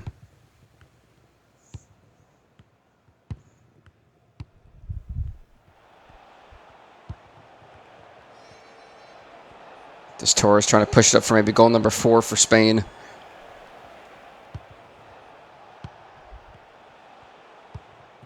Yeah, I mean, when I tell you guys, I am absolutely shocked at hell of a game. No, France has played their best game. Yeah, this is reminding me of the thrashing they gave Germany when they opened up their World Cup campaign.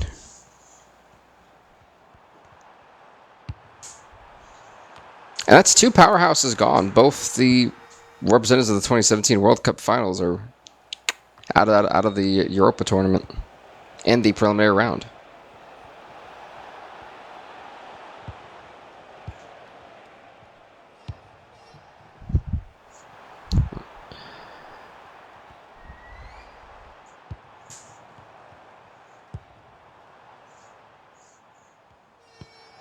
I had 3 minutes of added time, but the result is ironclad. Spain will face Belgium. So in the round of 16, the games that we can be looking at. Oh, and a yellow. So gotta be careful. Do you remember King Macho? King Macho. I feel like I do, but I'm not sure if I'm to be honest with you, man. But in the round of 16, England versus Sweden, Italy versus Austria, Ukraine versus Portugal, the Czech Republic versus Wales, Denmark versus Poland, Iceland versus Germany, and Spain versus Belgium. Mind you, folks, the only team with the bye in the round of 16 is the World Cup winners, Turkey, who will see them in the quarterfinals. So we'll see them in either tomorrow's episode or the day after. But yeah. So, with that being said, everyone, thank you guys so much for watching. I really do appreciate all the love and support. I'm going to head out of here. I may come back on later tonight for Marvel Rivals, which I'll actually have open up to you guys, for those who are already following, to either join me, or for those who would like to hit the follow button, they can join me as well. And we'll just kind of like interchange everyone every couple games. Alrighty, with that being said, everyone, thank you guys so much for watching. Please do leave a like, leave a comment, hit the follow button. Please do. We'll see you guys tomorrow. Peace out, everybody.